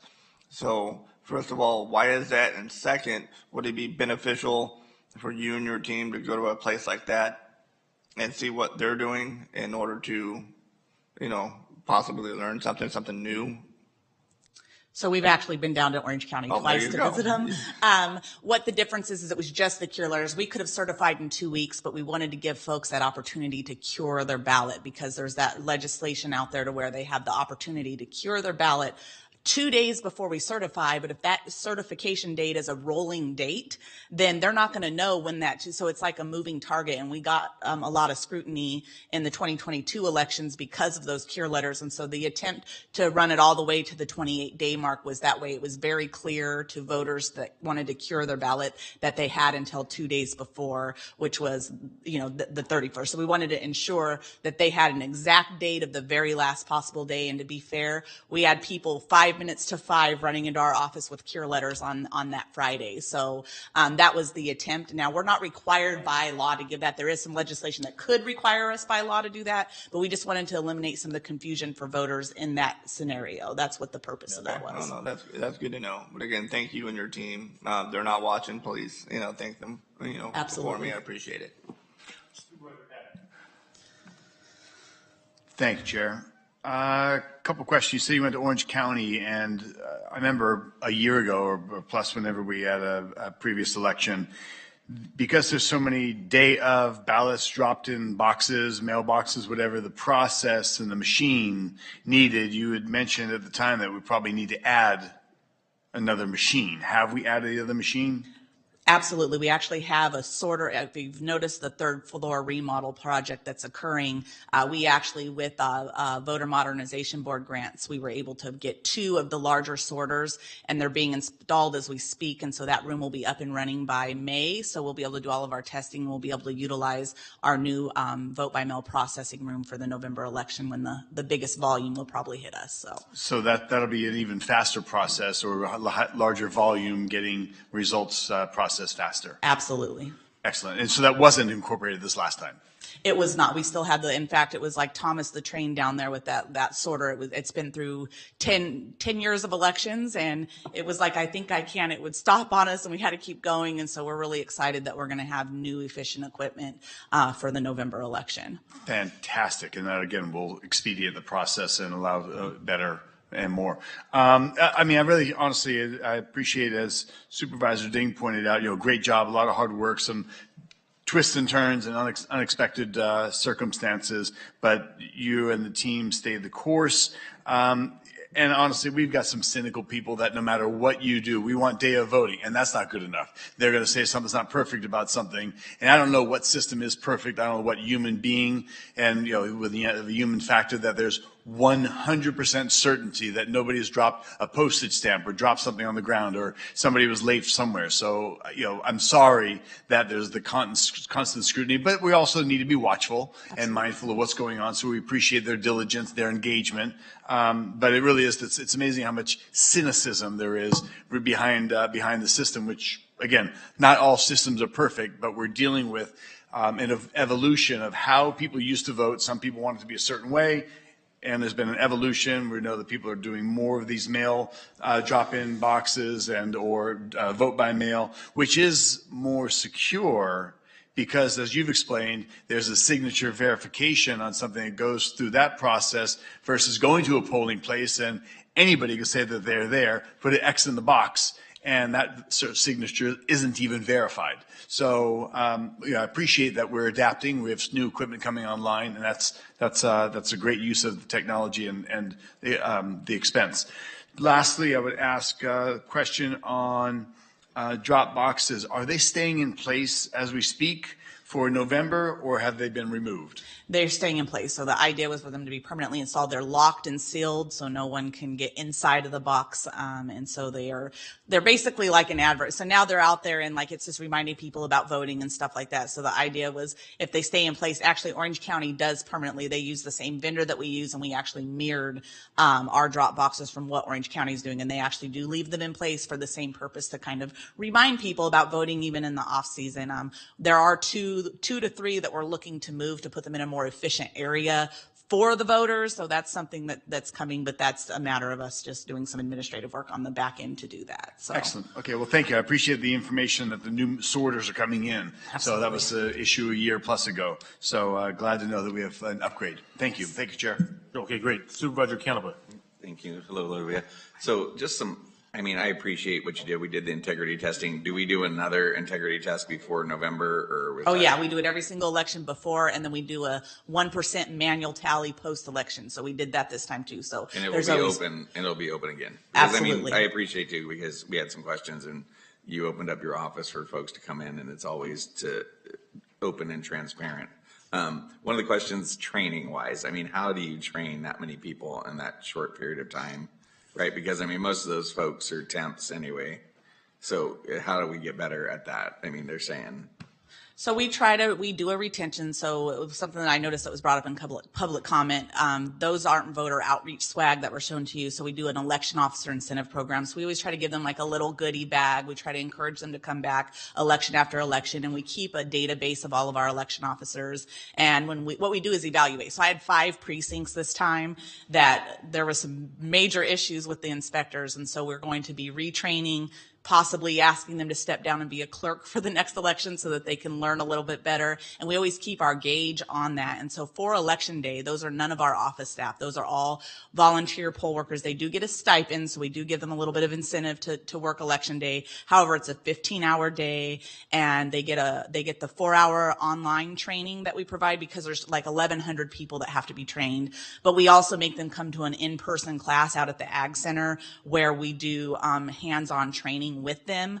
And so looking at that, and because we rolled out this new equipment, Eric and I, the assistant registrar, we sat down and we did an assessment of those polling places and what was the thing that kept coming across the help desk. And they struggled with a few things, and so we want to make sure we really hone in on that and really that hands-on experience. I think if you take like you have the 5 scenarios of a voter, right? They're dropping off a vote by mail, they're voted in person, whatever it may be. So creating quick reference cards and having them do scenarios during the training is something that we're looking to do. And you just have to keep going in every single election. Since I've worked here since 2018, we evaluate the poll worker training. Actually, that was one of my first big jobs when I came on in the ROV, was helping to revamp the poll worker training. So I will tell you, from 2018 to now, it's made huge improvements. However, when you roll out new equipment like we did with the precinct scanner, you have to spend time with the poll worker. Like if you think back in 2019 when we switched to the new voting system, they're like, oh, it was just, the poll workers. And then over time, they got very good at utilizing the equipment there. And so when we added the new precinct scanner, it's very similar to some of the other equipment. So it's just clarifying and ensuring that they understand how to use it. There was a mention about a seal getting removed. We're going to put cable lock seals on those so they're made of metal so nobody can break those ones off. So it's just little things like that. So every single election, we go back and look at our help desk tickets. We look at the metrics. What were some of the calls that we got consistently? And then we are forever evolving, and that poll worker training is a living document. It's going to be changed and upgraded, and we're going to hone in on different things every single election depending on how the prior election went. So we do look at that. Okay. And then, one last question, what would cause it not to be a certified election? Because they come up and say, don't certify this election. You've already certified the election. Absolutely. So, I mean, what would cause it? I mean, a court order. That's what like if somebody went to court and had valid evidence of something and they got a judgment from a judge, that would be the only thing that I'm aware of that would stop it. Okay. So, I mean, that's not in our purview to say, hey, we're not accepting this election. That's from what I understand. Absolutely. It's not. You're the registrar yes. of voters, so you certify the election, yes. not the board of supervisors. Okay. Thank you. Supervisor Ding. I just want to turn on my mic. There we go. I just want to give this board a heads up because this is going to be, everybody knows what ballot harvesting is now. And you just heard Olivia talk about giving it time for these cure letters. So this is going to be your next little wave and something to pay attention to. This Prop 1 campaign we just went through, where the opposition to Prop 1 spent $1,000. The yes on Prop 1 had millions and millions of dollars that didn't stop when the election did. So, as you know, we were all watching the election and how close it was. The yes on Prop 1 kicked it into full gear, and they went on a cure letter campaign. As some of you have ever worked on elections know, the tapes, I can go to the register of the voters after the election, or I can pay a fee or whatever and get they don't have tapes anymore. What is it these days? Anyway, it can tell me, it'll show me precinct, who voted in that precinct, how many votes are still outstanding. I have a list to work from. But that, talking about money can buy an election. They actually had money to go run a cure ballot campaign. They had 30 days to go in and find the amount of votes they needed. So this is the new thing that's being discussed besides ballot harvesting, is how you go into a close election and cure ballots. So keep that in mind. I'm sure you are too, but I'm not that worried about giving them all the time in the world to cure ballots. There's a lot of room for corruption there. And through the chair, just to add to that, Supervisor Ding, something I did because I wanted to see what that process was with the cured ballot. So my aunt, I take care of her. So she purposely didn't sign her ballot. You know, she's at home wheelchair ridden, but she knows about what I do in the community. And so she's like, well, how can I help? And, you know, so she reads my voter guide and does different things, you know. And so we mailed her ballot back on purpose without the signature on it, so that we could see how long it took the cure letter to get to my house. It took 5 days for her to get her cure letter from our office. So that means my staff is doing what they're supposed to.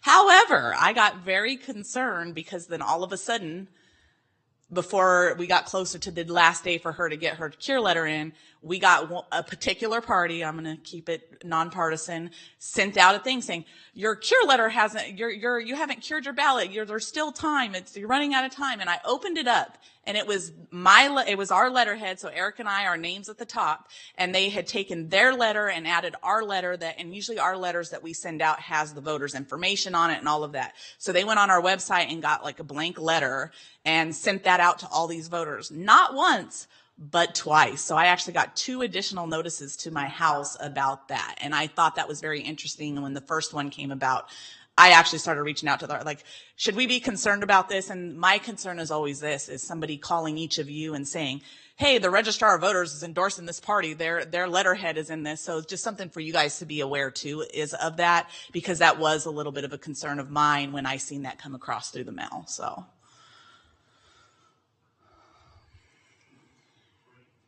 Anyone else like to comment? At this time, I'm going to open up public comment. Anyone like to address the board? I see none. Bring it back. This item does not require a vote, so we will move on to item number 9. Yes, sir.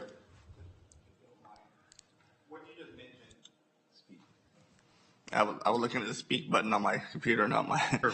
But what you just mentioned there, if they're getting it off our computer, can we put like a stamp or something on there so they can't do that? Because wouldn't it be, if they're using an official document for personal gain without authorization, isn't that an issue? The problem is it's a public facing document, and the idea is it is available. So if a voter needs to print it out, they can. Okay. So it's very tricky there, but I agree with that. And I mean, I was like, wait, why are they mailing my letterhead out? Like, you know, like we've endorsed them. And because one of them was a party, that made me very concerned, because I don't want somebody assuming that, you know, our department would be endorsing. I don't know that there's anything that we could do. Other ROVs did share that they had similar experiences, and it's just kind of what it is. So I think the best thing we can do is be aware of it so that we're all on the same accord when it comes to that topic. All right, thank you. And thank you, Chairman. Thank you very much. We're going to move on to item number 9. It's the Register of Voters adopt the amendments to Resolution R23-192 to correct the term limit for Dottie Lostrom, board member for Reclamation District 1608. The floor is yours.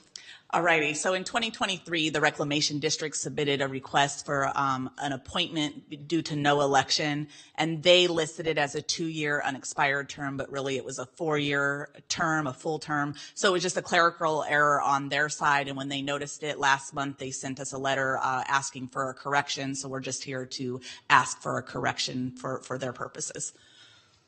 Okay. Anyone like any questions or from staff, from the board? I'm going to open public comment. Anyone like to address the board on this item? I see none. I'll close public comment. Anyone like to make a motion? Move to approve. Yeah. Is there a second? So moved. We have a first and a second. We have a vote, please.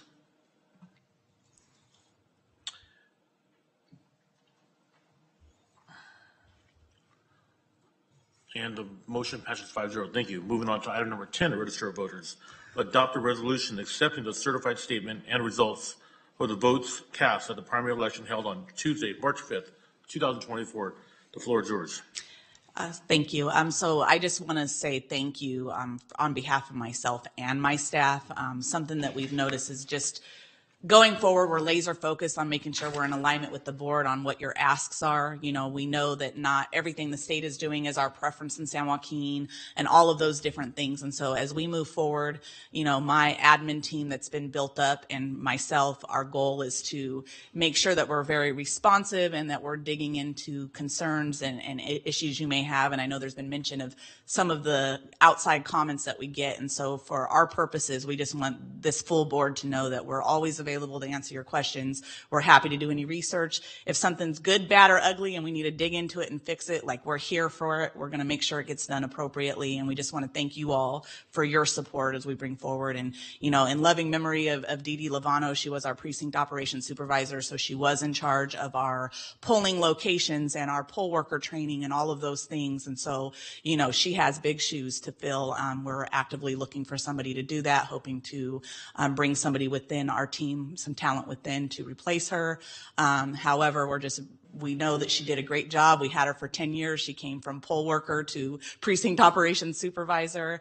And we just want to continue to have that continued support and dialogue with you all as we move forward. There's always going to be small things, but as long as we're forward, if there's a mistake, if there's anything, being very open, making sure that you guys are notified, and going forward in everything that we do, that we continue that dialogue. So that's really all I have, and we're here to have you accept the results today. Thank you. Supervisor Petty. Thank you, Chairman. I just want to thank and compliment you and the staff. I know you're building a team. You've put in some new technology, some more equipment coming in, a little update on that. It's a lot of moving parts, so to speak, and the stakes are high. People really care about them. We want to have integrity in our elections. That's important. We've seen some mischievous behavior in the past, and that's been identified. We appreciate the Sheriff's Department getting involved and working with the ROV and discovering something that was inappropriate. So good job. I know that it's evolving, and thank you for being on top of it. Also, Chairman, I want to compliment and appreciate Supervisor Ding for his diligence, being on top of this, being part of the Election Advisory Committee, and through his office, Ms. Gehring. But it's difficult, it's challenging, a lot of moving parts, a lot of personalities, a lot of interest, a lot of conflict, a lot of accusations, and it's a target-rich environment. And we do have a very diligent and involved public that are expressing concerns, most of which are all addressed, but we appreciate their involvement as well. But compliments to you. It's a thankless task that you've taken on as a supervisor, but in reality, the entire county does thank you, and we as a board do. So compliments to you, staff, and Supervisor Ding. The rest of you supervisors didn't do much, so I have nothing to say about you. Anyone else on this board like to comment? At this time, I'm going to open public comment. Anyone in the audience like to comment? I see none. I'm going to bring it back or close it. Ms. Hill, I want to say thank you also. You're always very responsive. You and your staff did an amazing job. Very stressful situation for everybody. I know that we always get called on, and I know when I text you or call you, you always come through, and I know it's a tough job. So well done, and I'm looking forward to November. I know you're going to do a great job. Thank you. Would there anyone else like to comment, or is there a motion to accept? So moved. Is there a second? Second. We have a first and a second. We have a vote, please.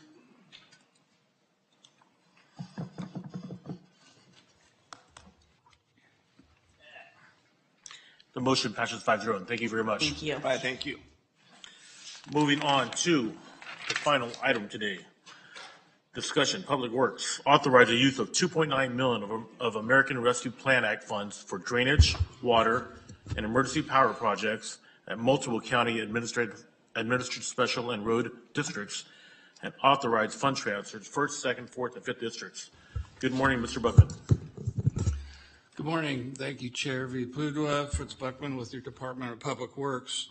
The item before you is a request to use American Rescue Plan Act, or ARPA, funds for water and emergency power projects within multiple county administered special districts, and along with the drainage project in Road District 5.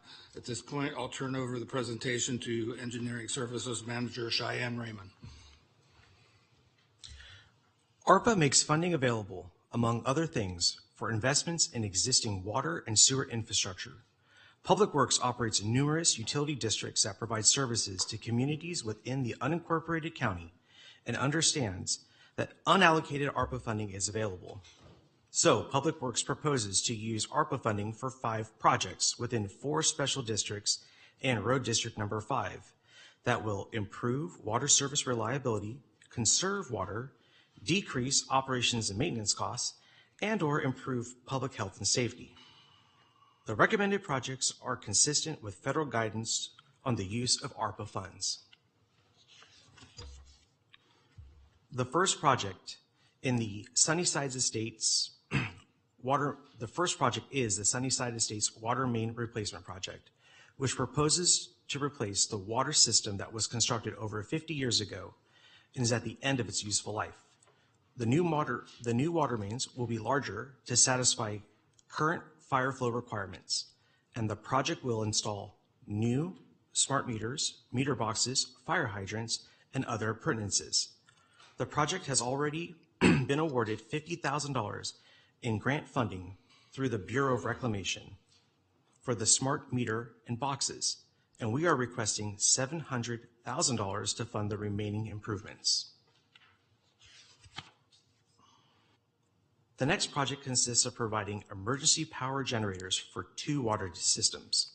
Senate Bill 552, enacted in 2021, requires water suppliers to provide for continuous operations during power outages by January 2024, subject to funding availability. County Service Area, or CSA 44, Fair Oaks, and Marata Manor Maintenance District are subject to these requirements, but lack auxiliary power. We are requesting $250,000 in ARPA funding for each district to comply with this requirement.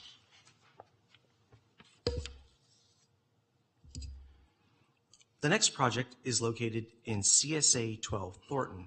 Constructed over 40 years ago, CSA 12 Thornton provides water services to 250 properties. In 2008, a water storage tank was constructed to provide operational and water quality benefits. Due to the tank's age and condition, recoating the tank's interior is recommended to extend the tank's life. Additionally, in 2018, OSHA updated its safety requirements for above-ground tanks affecting ladders, manways, rails, gates, and other appurtenances. We are requesting $750,000 in ARPA funding to recoat the tank's interior and bring the tank into compliance with OSHA standards. The fourth project is to rehabilitate 2 wells in CSA 44 Fair Oaks. This district provides water service to 365 properties.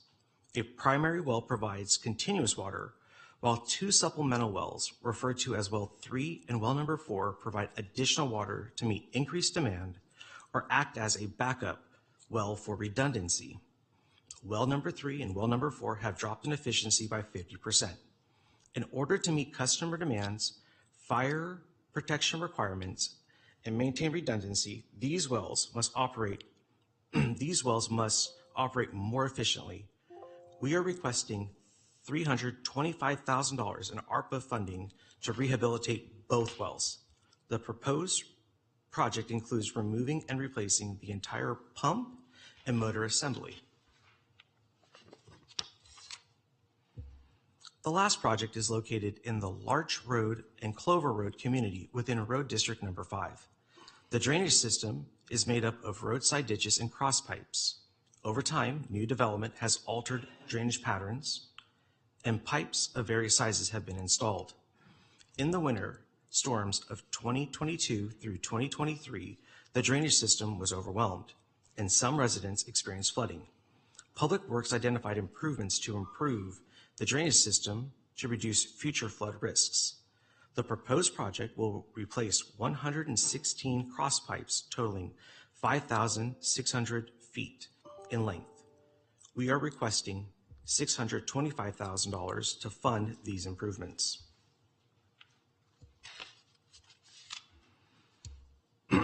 Public Works anticipates that all funds will be obligated for the proposed CIPs by December 31st, 2024, and all funds will be expended by December 31, 2026, as required by ARPA guidance. We understand that additional ARPA funds may become available in the future, and if so, please note Public Works has additional eligible projects that can be delivered within the required timelines. Chair Villaputo and board members, this concludes our presentation. Our recommendations are that the board authorize the use of $2.9 million in ARPA funding for the identified water, drainage, and emergency power projects, and authorize the transfer of funding from the ARPA fund into the specified budgets. At this point, staff and I are available to address any questions the board might have. Any questions from the board? Supervisor Patty. Thank you, Chair. Briefly, these are special water districts, usually self-fund their repairs. Do we have an extreme situation that's they're unable to meet, or what? How are we qualifying these projects over others? That's a good point. The ARPA funds requested for the special districts are for allowed uses, investments in water and sewer infrastructure. You're right that generally the special districts are self-sustaining, but they are eligible to receive grant funding. In these particular cases, some of the improvements are intended to meet new regulatory requirements that are somewhat burdensome on the districts.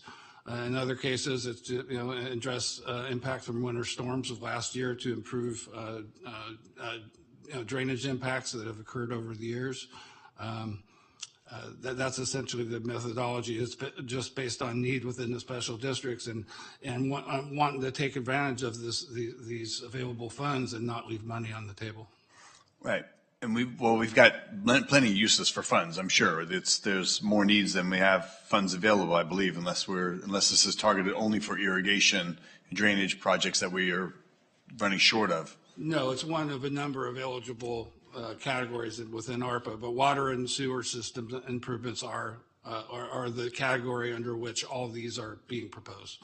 Understood. I know back when it used to be my district, Elkhorn had big needs for their tanks and water systems, and I don't know how you're deciding where the most critical use of those dollars would be, and how we're getting them out. My thought on this would also be is that maybe these water districts paid half, so we could stretch the dollars further so they have some buy-in on it. That's, I don't know the map. Maybe next time a map would show what districts these are in and sure, what the location would be. Sure, and there's something I'd like to correct in the record that the board letter says, because we modified our request, the covered districts are 1, 2, 4, and 5. The current requests are only in 4 and 5 because we modified our request to eliminate funding in a couple of the districts. But I'll note that the vast majority of our districts with water system related services are in districts 4 and 5, 80% of the 65 districts that provide some water related service. I'll also note that districts 2 and 3, Lincoln Village Maintenance District just received a $2 million federal appropriation to improve its water system, and that's split between districts 2 and 3. Mm-hmm. Okay, thank you. I think through the chair, CAO Regalo would like to say something. Sure, I just wanted to advise the board that with the JRUG, $309,000 that the board's already approved, and then this request of $2.9 million, that leaves us zero in remaining ARPA funds. But what we knew this was coming on, and as Fritz has already indicated, and staff, has indicated, we have to obligate by December of 2024 and spend the funds by December of 2026. And so if we don't obligate by the end of this year, we can't use them. We can't say, oh, we have another project in 2025, or Public Works say they didn't have something, so they wanted to give it back. It's too late. We have to obligate them, and they have to be used for that purpose by December of 2026. So I just wanted to advise the board with that. We won't have any remaining funds, but I have reached out to all of the department heads last month, I believe, and asked them to please let me know by the end of June if they weren't either, maybe they're done with their project and they haven't utilized all their funds, or if they maybe we're not going to do their project, to let me know and to return the funds or the obligation so that we can repurpose them. And what I've asked the board to do is just, and I've already received some from a couple of offices, is if you're getting requests from organizations, just send them to me. I'm keeping a worksheet right now, a spreadsheet right now, and I'll just list them. And then it's kind of a waiting list, and we'll just park them until we know, probably a little bit, maybe in early July, we may know of any funding, and then I will bring the entire list to the board, and you can decide where you think you might want to repurpose any funds that we have. Understood. Thank you for the clarity. And Chair, just one more last thing for Public Works, Mr. Buckman.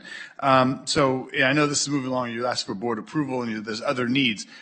Is it possible, understanding there's a time frame, and I appreciate that we go to these districts, say, look, we'll give you a 50% match, and that gives us a chance to spread the money to other water districts where the needs are equally as pressing, and they might be short of dollars as well.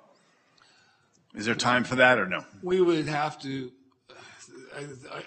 we are running short on time, and I think the short answer is we would have to evaluate the individual financial conditions of some of the districts. Some might be able to cover a 50% match. I know at least one that won't be able to afford that. Well, of these 5 districts, if they have money in their bank that we manage, we do this for them. If they have some allocations, and again, if we could stretch the dollars to other needs, I'd be in favor of that as well. So just for your consideration to review as we're allocating dollars, we might be able to move it and wiggle it around a little bit. Okay, understood. Thanks. Thank you, Chair. Thank you. Anyone else like to speak? Any questions? Yeah, I'd just like to mention that you do have to understand that Supervisor Rickman and myself in the 2 best districts in San Joaquin County, we don't have cities embedded into our districts to pay for all of this stuff. So you have mixed match, you have things in the county that were built. This is really the only way to get the water connections through. I'll give you an example. We have a water basically district in Murata that has 9 houses in it.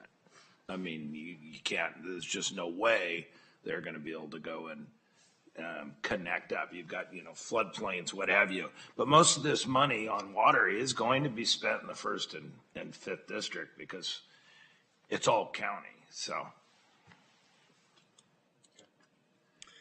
Okay, our next speaker is Supervisor Rickman. Thank you, Chairman. And just, reiterate Supervisor Ding, for example, my district there, Large Clover, that's a disadvantaged community. And again, you look at what the floods happened with the big storms, what districts did they happen in? It happened in 4 and 5, majority of them did. So this isn't just us, lending a helping hand, which it is, of course, but it's also a safety issue, traffic flow issue, and, so it goes beyond, at least part of this goes beyond just the district itself, so. Okay, I see no other speakers on open public comment. Anyone from the public would like to comment on this item? I see none. I'll bring it back and close public comment. Motion to approve. We have a motion. Is there a second? Second. For a second, we have a vote, please.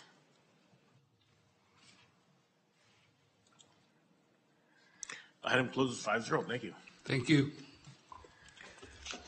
And then the supervisor comments, committee reports. Anyone like to start off? Supervisor Canepa, shocking.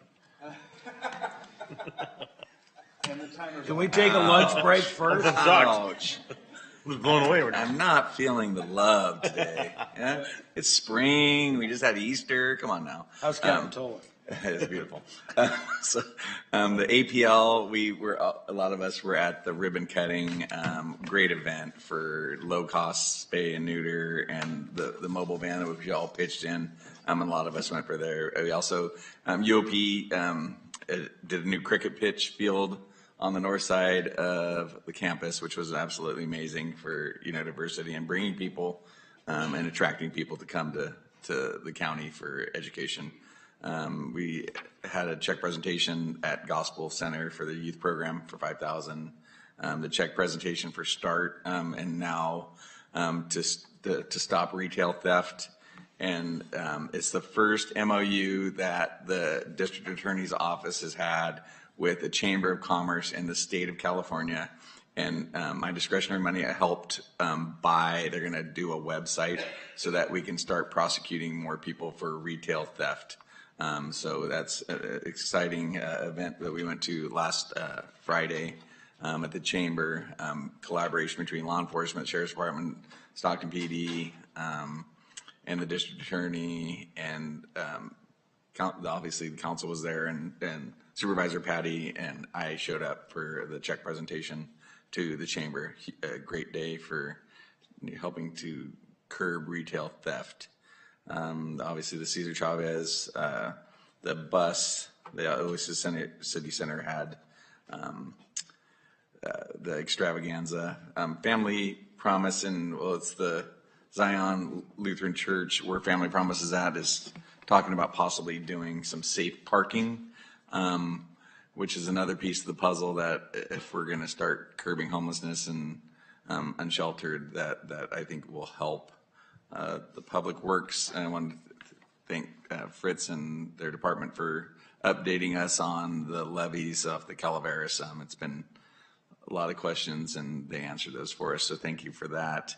Obviously Teal Tuesday, Park City Apartments groundbreaking was another kind of bittersweet day. Golden Bear Insurance, behavioral health rooms, I think it's 51 rooms, which is a repurposing for much needed housing. We also attended the public health, and they had an open house. It's nice to go and see county employees actually get to showcase what they do and how they do it. Went and saw that. And then Collins Electric celebrated their 100th year anniversary, which is, they've been stellar in the community. I've known their family for a very long time, and the work that they do and the people that they employ and the jobs that they bring to our county are just absolutely amazing. So with that, thank you, Chair. Are you sure? Pretty short. That was amazing. Pretty good. Great. Supervisor Ding. Sure. So all those events that Supervisor Canepa just ditto. So I'll save some time. I just want to tell you how much I appreciate working with the other 4 supervisors here. Somebody asked me the other day, they go, well, what's going on in San Joaquin County? Are you moving the process, along? And we had a town hall meeting in, which one was that? The Murata one here last week, and it got kind of boisterous. People, they want to know that there's action being taken, exactly what's going on. And I had behavioral health there, and I had probation chief there. And after they were done, they said, man, you guys are actually doing something. And one of the things I told my guy, I said, let me tell you about this board. I said, it's 5 very unique individuals, and everybody's got their talent, and their basis. We got Canepa digs through. He's going to find every last nickel, and he has to read all that. And it's great because, I only have to read down to like $1 million, and he'll read down to 25 cents.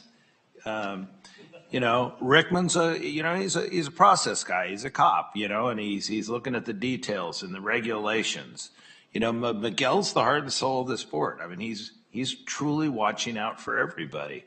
And I appreciate that. And Tom's our bull in the china shop, and he will make sure it gets, put on the front burner. And he says, this is good for Stockton. I'm going to do it. And I'm a process guy. I'm going to make sure I know how to get this stuff through, and I'll negotiate my way out, and I'll throw a little sugar when needed and a little rope when not. But anyway, I just and Sandy, you've been a breath of fresh air joining us.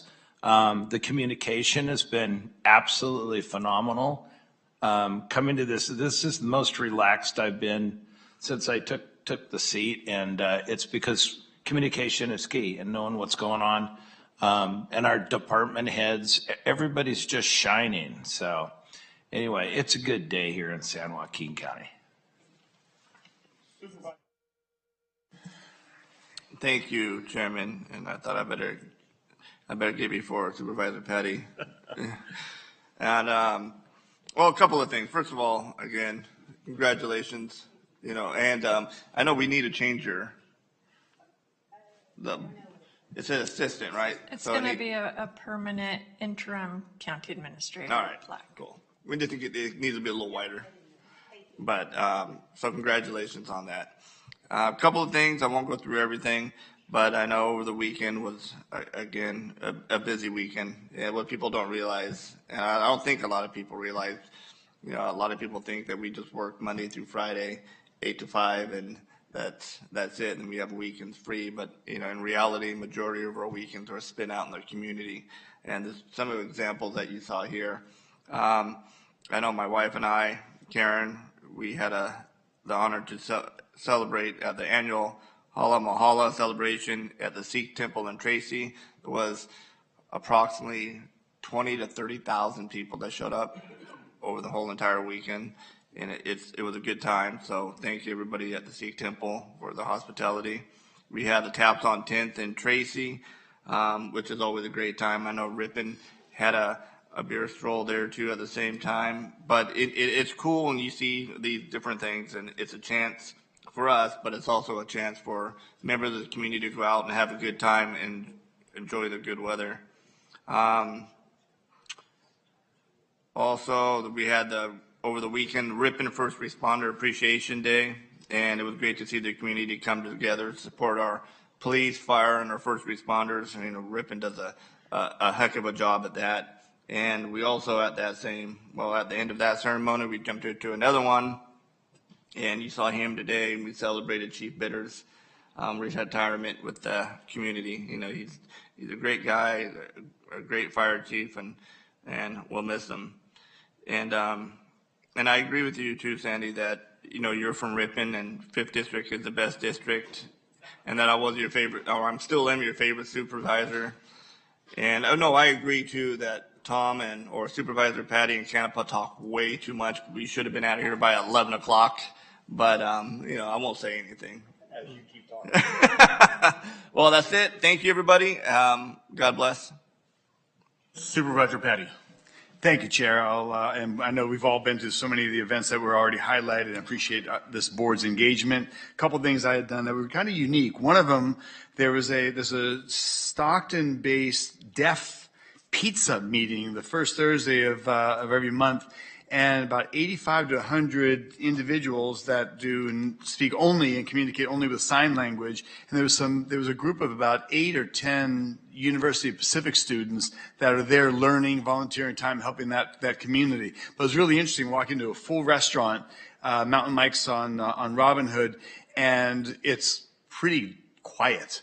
And everybody's just sign language communicating. It was very interesting. And they expressed that about 3,000 plus people in Stockton, or perhaps the county, can speak only through sign language.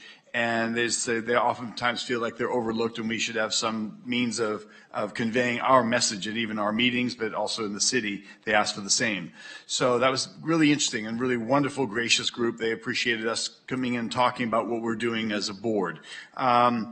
Another thing that we did on behalf of our chairman, I had an opportunity to go to the Cesar Chavez Remembrance Breakfast at the Mexican Heritage Center, and RTD also unveiled a bus in tribute to Mr. Chavez and his efforts for farm labor workers here in our county in San Joaquin Valley. Then I also had an opportunity on the 30th to attend on Easter Saturday, there was a Greater Marinara Easter egg hunt, and I spoke to Chairman Villapudua about this park that we have, that's the county park, and I showed it and shared with Ms. Regalo the unkempt grounds, the property, weeds growing through the sidewalks. And this is a poor community, a lot of minority students and students, kids going to that center, and Chairman Villapudua had expressed that, in the past it's been requested to do something better at that facility, but I appreciate Mr. Regalo taking a look at this and talking with General Services, because we as a county should not be presenting ourselves and presenting a park just because it's in a poor part of town in a lesser degree than we would in a better part of town. I think that this county and the citizens throughout this county deserve better. So I was very disappointed to see, and I took pictures of complete, total disarray. Not okay. So I'm certain that Ms. Regalo is on top of that, and it'll be amended and taken care of. It's just too bad that nobody was listening when Supervisor or Chairman Villapudois requested this work to be done in his district. So I was very disappointed about that, but glad that it's on top. You're on top of it. So thank you very much, and that's all, Chair. Okay, great, thank you. I just want to again say congratulations to Sandy. You're going to do a great job. I know it. Everybody's excited about your future here in San Joaquin County. I attend a lot of the same events Supervisor Canepa and I attended. We got to do the public health here and open house, and we both Paul and I said a few words, and it's a great event, great people. And Supervisor Patty, thank you for taking notice to our park in South Stockton. I know that staff will do a better, take care of it. And looking forward to the next couple of weeks. We'll see you guys in 2 weeks. And thank you all for everything. And we'll see you then. County Council, anything to report going into closed session? I'm not anticipating anything to report out. Okay. We'll see you guys soon. Thank you.